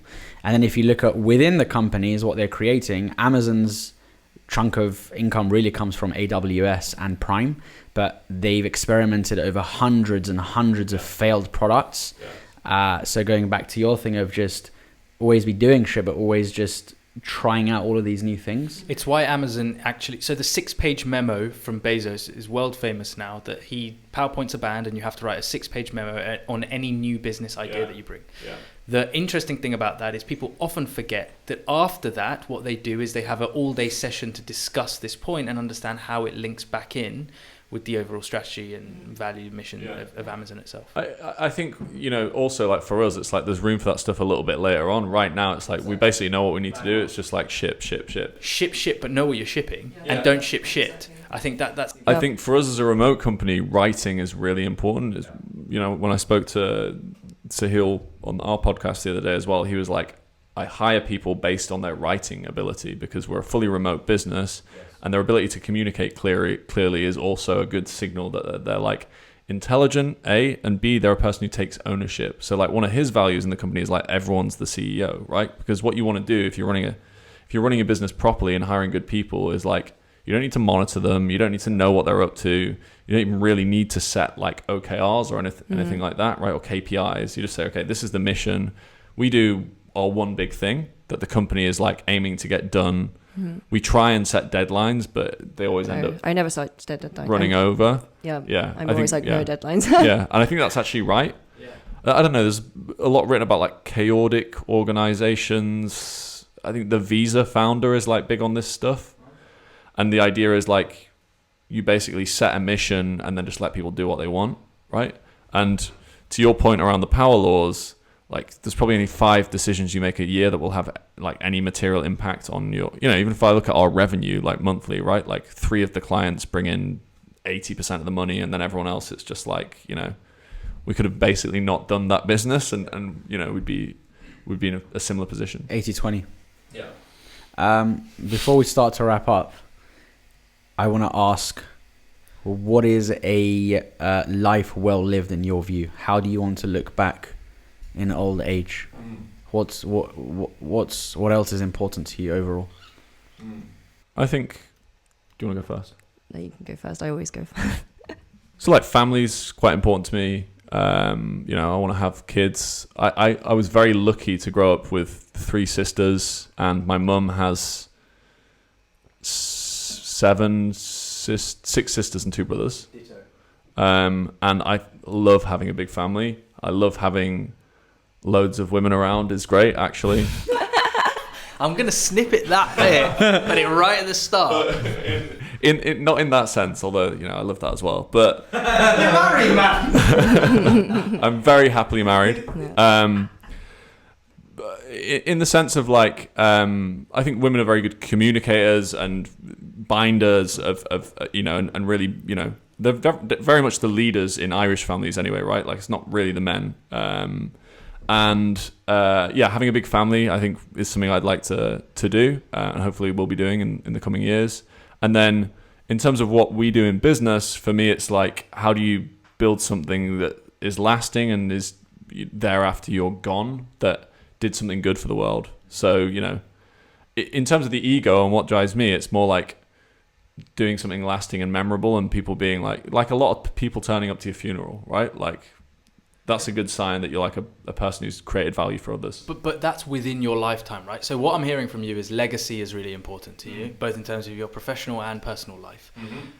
How does that branch out beyond your lifetime, right? So we are all but a fart in the wind. Is that what you always say? We are nothing but a fart in the wind in the cosmos of time. A speck of dust on a light beam. Yeah. So how do you marry those two things up? Because are you doing something that you want people to know you for way down the line, or is it more familial in tradition, like short term? I think in terms of vices, like there's a good. Apparently, Charlie Songhurst gets founders to rank their vices when he interviews them along power, money, and fame, like in order. I would say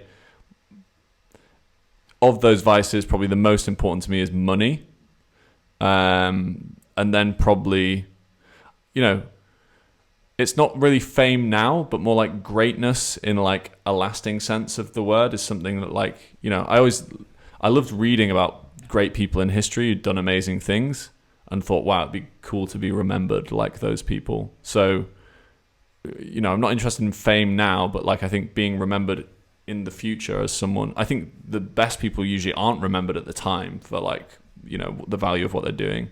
And then, how that sort of lines up, I guess, is just, once I'm gone, I'd like to think that what little or a lot I did had a positive impact on the world and people remembered me fondly. I think, I don't know, Alex Dunsdan's like one of my mentors. I don't know if you know him, but, his thing is like people just want to be loved. Mm-hmm. And I think like that is like very much at the heart of like a lot of what people do is like they just want to be valued by other people. And I think that's a good thing to aim for. Yeah, for sure. So I think there's wanting to be happy and then wanting to be fulfilled, right? So the happiness piece for me is, having good relationships, hopefully meeting a partner and sharing this life with them where, you just have this deep connection, which I've had before and it's been amazing. But also a lot, I really, really value the fulfillment part, right? So I actually think I'm probably one of the few people who would be actually really, really content without having this long-term partner or whatever. Who knows, maybe when I'm 35 I'll change my mind. And if I don't have kids, I'm kind of like, do you know what, I'm going to just foster like 5,000 kids, build something that provides a good education for all of them. But intellectual stimulation is one of the biggest things that drives me, or seeking out whether it's novelty or like something that's going to help me understand things a bit better. Like people are like, what do you get up to on the weekend? It's like every weekend's so fucking random and different. Like the stories from every weekend are always so weird and that's what I enjoy about. Not that if it wasn't like that, I wouldn't be happy, but it's something I seek out a lot. So it sounded a bit like earlier, I'm not just like only in the incel groups, right? It's like, there's incels, there's, the post-rationalist, like Twitter bubble. I've put myself in so many weird groups. Like I was following eating disorder Twitter as well, just to understand how people were thinking, right? Random corners lots of different corners of the internet. Like sometimes I'll just book an Airbnb in an area with a family that's going to be so different to my own, just to see what it's like. Just that kind gaining even more perspectives than you already have. Pretending to, my version of catfishing on Twitter was just setting my profile picture to a cartoon and pretending I was a boy just to see what it was like. And there's so many small things that can help you understand. And people treated me differently. They were so fucking mean to me. It was very different. But when I have enough money, my bucket list is very, very weird. It'll be like, okay, buy prosthetics that are good enough to actually make you look completely different and walk around just in these different forms. Like Face Jacker. Hello, I'm Terry Tibbs. He's Iranian. Yeah, I know he is. We already had this conversation. Finally an Iranian to be proud of. He's so great. I love that guy. Interject at one point when you were talking about dating apps. Isn't Sean Rad, the founder of Tinder, also Iranian? Justin and Sean, the two, well, the names are not Iranian. They've clearly anglicized it. I understand why, probably. We have a before you finish, we have a saying called barkhord, which means fucking hell, that offended you. And we use it on every single one. He throws that in every 5 seconds. But yeah, the Tinder founders are Iranian. So the Bumble, what's her name? Whitney Wolf. Yeah. Whitney Wolf, the founder of Bumble, when she was dating one of the Iranian founders at Tinder when they built it together. Then of course things happened, which I think they're in the news, whatever. But Jesse Michaels, he has a YouTube channel. We'll link it. He has great interviews with Eric Weinstein, bunch of others, but he interviews the Tinder co-founders. But yeah, I don't know why you brought that up. Because we were talking about Iranians for the We were talking 15,000th about time on this episode. The only Iranians This we are episode proud was- of in this episode is Kayvon Novak, the face tracker guy. And myself. And the other thing I would add is, like, which I think Mary mentioned, is just like having a good time and like having a lot of fun, meeting good people, like, you know, A lot of laughter.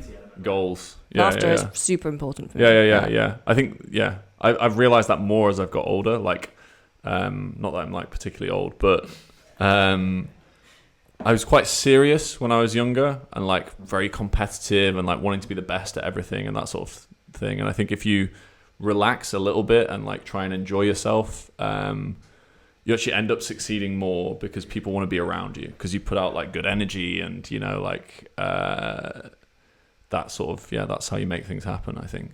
Last question.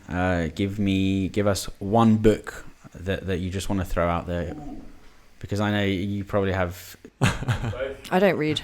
You No. do a bit. Not really. Chaos Monkeys is the only book I've read fully in the last like 4 years. Really? Have you read any of Nassim Taleb stuff? Like maybe 2 or 3 pages. Okay, you need to read that. I think you'll love it.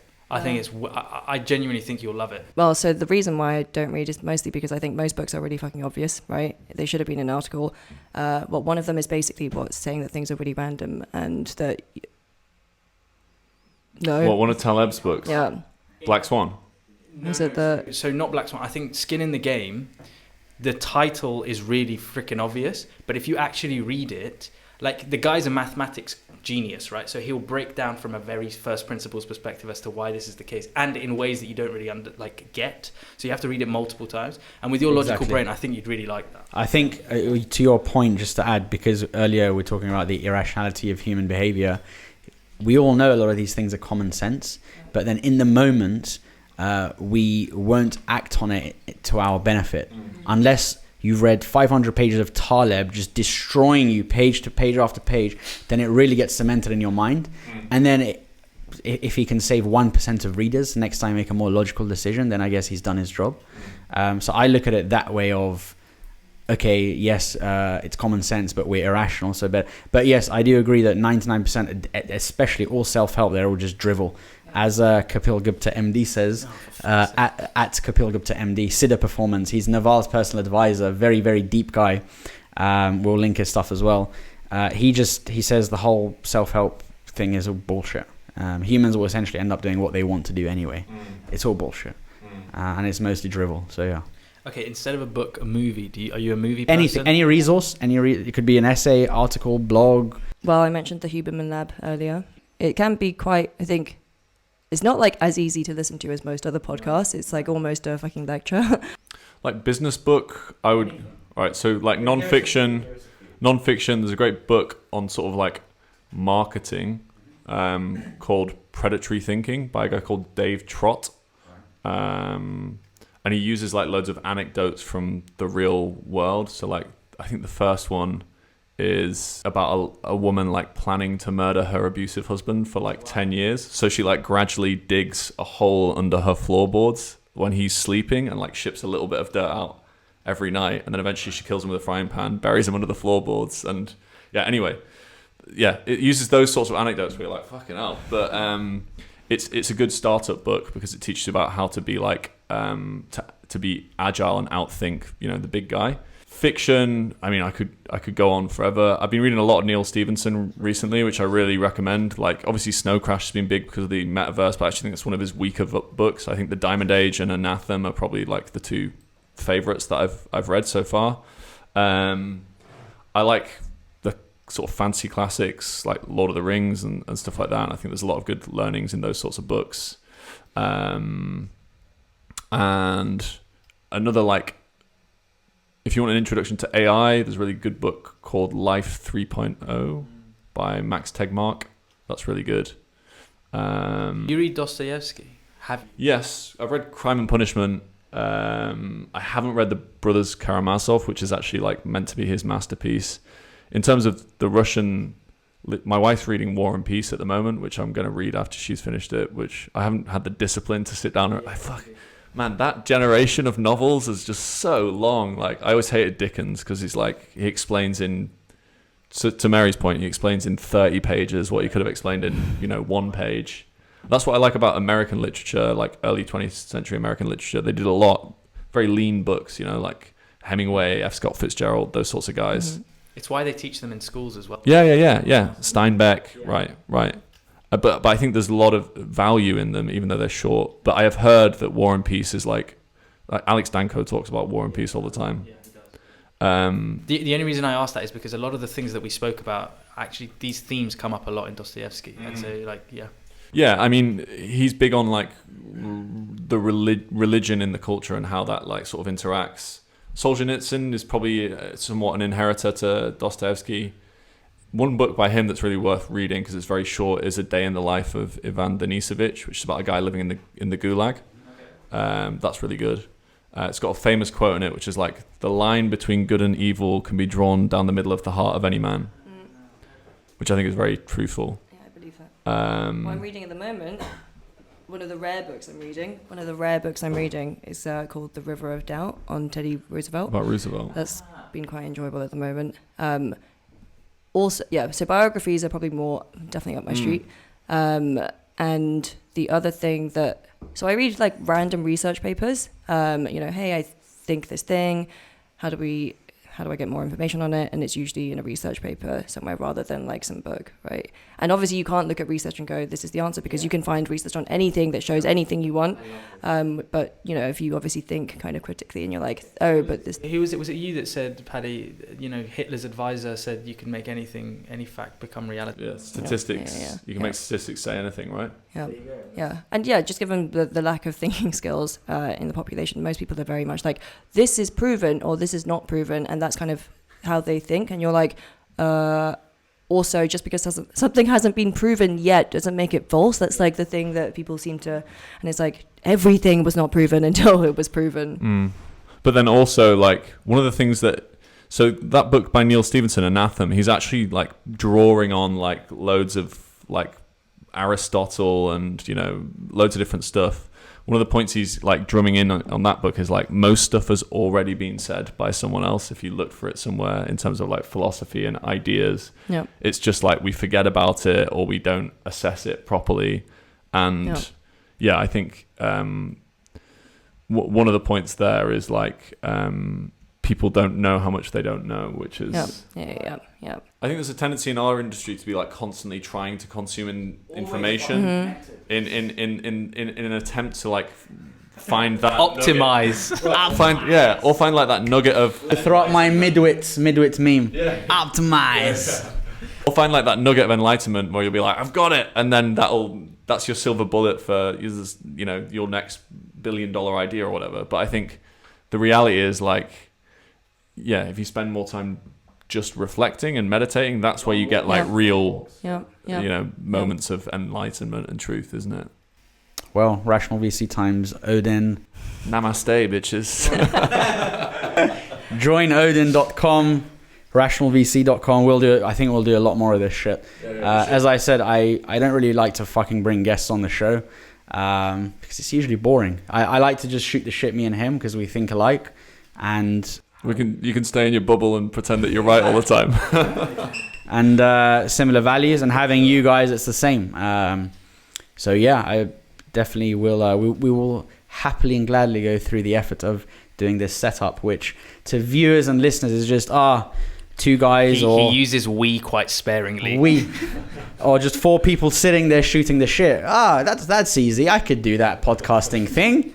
Well, please give it a try. If you want to join the Rational VC Syndicate, click the follow button and you'll be the first to hear about it. See, I guess people have been asking about it. Give it another year, just due to our personal commitment. How does that conflict with your whole skin in the game thing? And you like these OG angels who only invest their own money. Posting our own funds into the syndicate as well. Right.